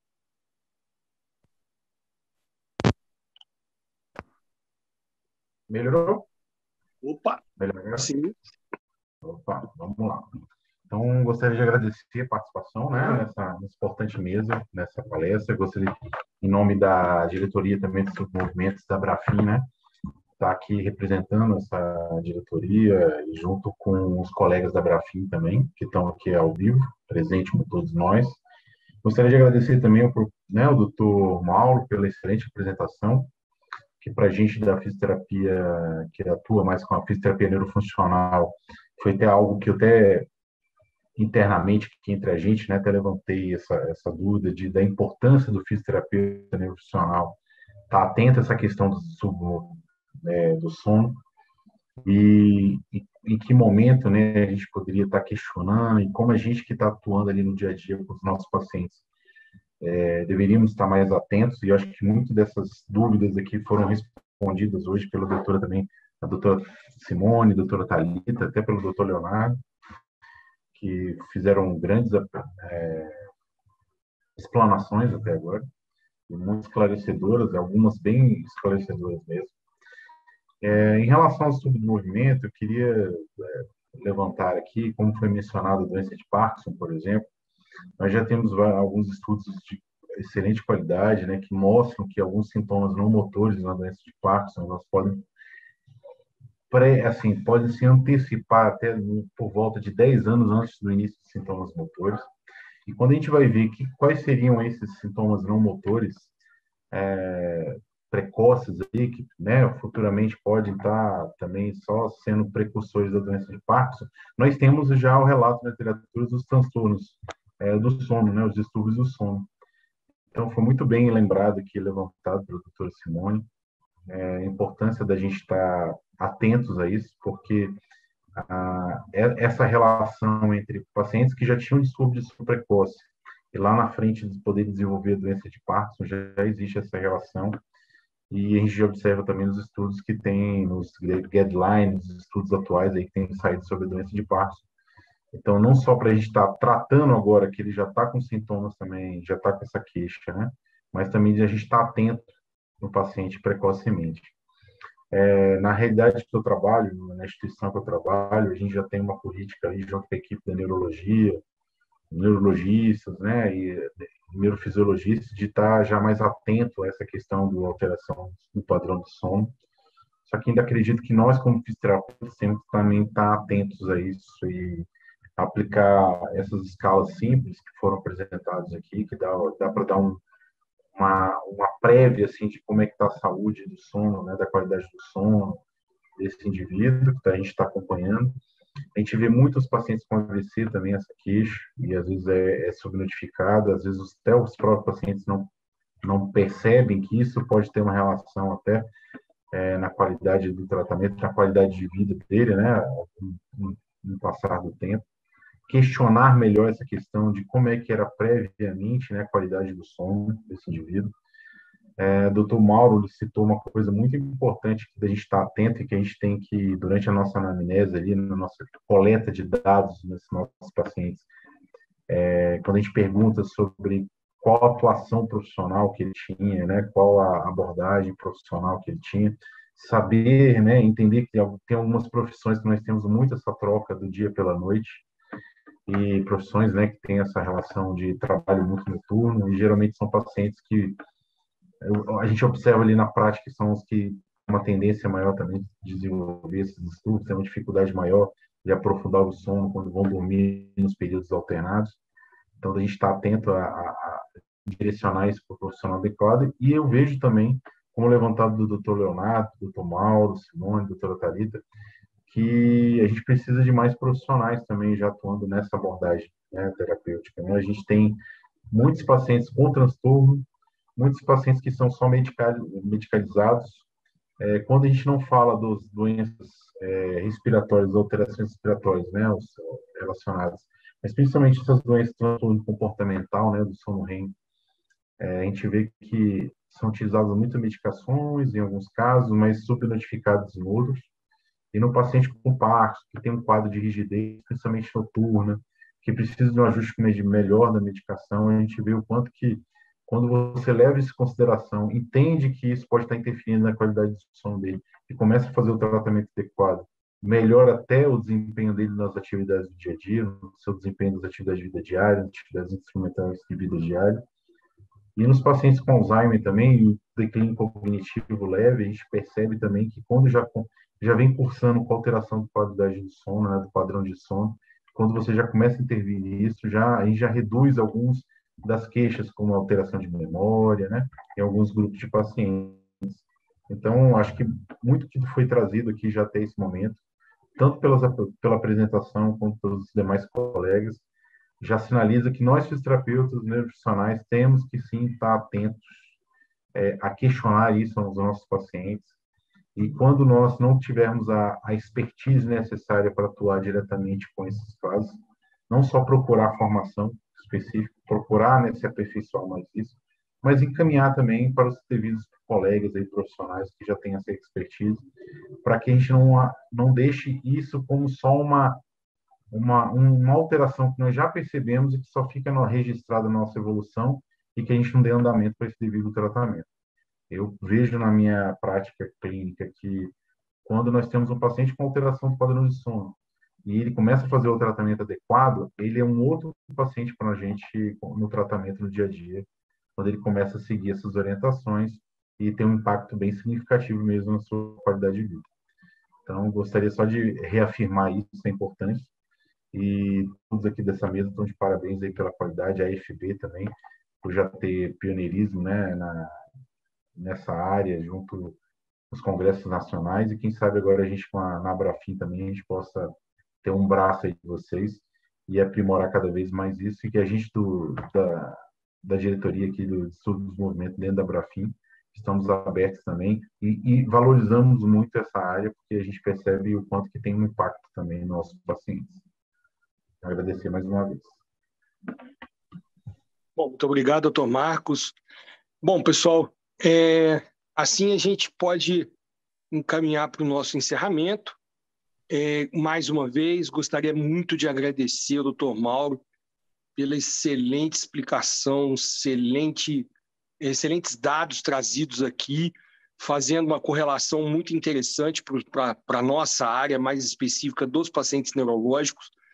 Eu que estou na área da atuação, certamente levarei alguns desses seus ensinamentos agora para a minha prática clínica também. Realmente, a gente precisa dar mais atenção à questão do sono nos nossos pacientes e, certamente, uma melhor qualidade de sono inevitavelmente vai levar a um maior nível de concentração e consequentemente, uma melhora também do quadro motor do paciente, ou seja, uma resposta melhor à terapia, né?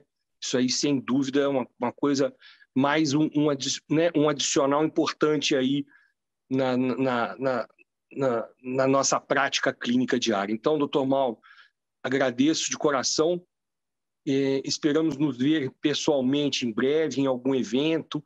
Tomara que essa sementinha plantada hoje gere muitos frutos no futuro, quem sabe, um evento aí em conjunto das associações, né, com os departamentos de transtorno. Com certeza. Do sono. Muito obrigado. Muito obrigado, doutor Leonardo, também, pela sua excelente contribuição. A doutora Simone, a doutora Thalita e aos meus companheiros de Abrafim, doutora Gessiele, doutor Marcos, né, por também participarem junto conosco aí nessa noite. Um abraço a todos. Alguém quer falar alguma coisa? Não, Feio, é só para reiterar o seguinte, eu gostaria que todos saíssem dessa apresentação entendendo que tem que mudar o olhar, é isso. A minha intenção é que você mude o olhar para o seu paciente, que você entenda que em algum momento ele tem algum comprometimento à noite e que faça com que ele durma mal. E isso pode ser um sinal para você. Se mexe muito, ou grita, ou para de respirar, ou ronca, não importa. Se você entender que alguma coisa está acontecendo na noite desse paciente, se você não conseguir identificar, que você chame um colega que seja dessa área para identificar para você. Isso que eu acho que é o primordial para o que eu falei aqui. É para que todos entendam que mude um pouco o olhar. Só isso. Obrigado. Obrigado a todos. Tá? Perfeito, doutor Mauro. Bom, pessoal, uma boa noite a todos. Esperamos nos ver em breve aí nos eventos presenciais e também, novamente, obviamente, na possibilidade dos eventos remotos. Fiquem com Deus, que todos tenham um excelente restinho de dia do fisioterapeuta e que a gente possa terminar aí o ano aí, né, de forma glamurosa dentro da nossa área. Um grande abraço, fiquem com Deus, boa noite a todos. Boa noite. Boa noite, Abraço, obrigada, obrigado. gente. Parabéns. Bom dia de fisioterapeuta para todos. Parabéns. Boa noite. Tchau. Obrigado.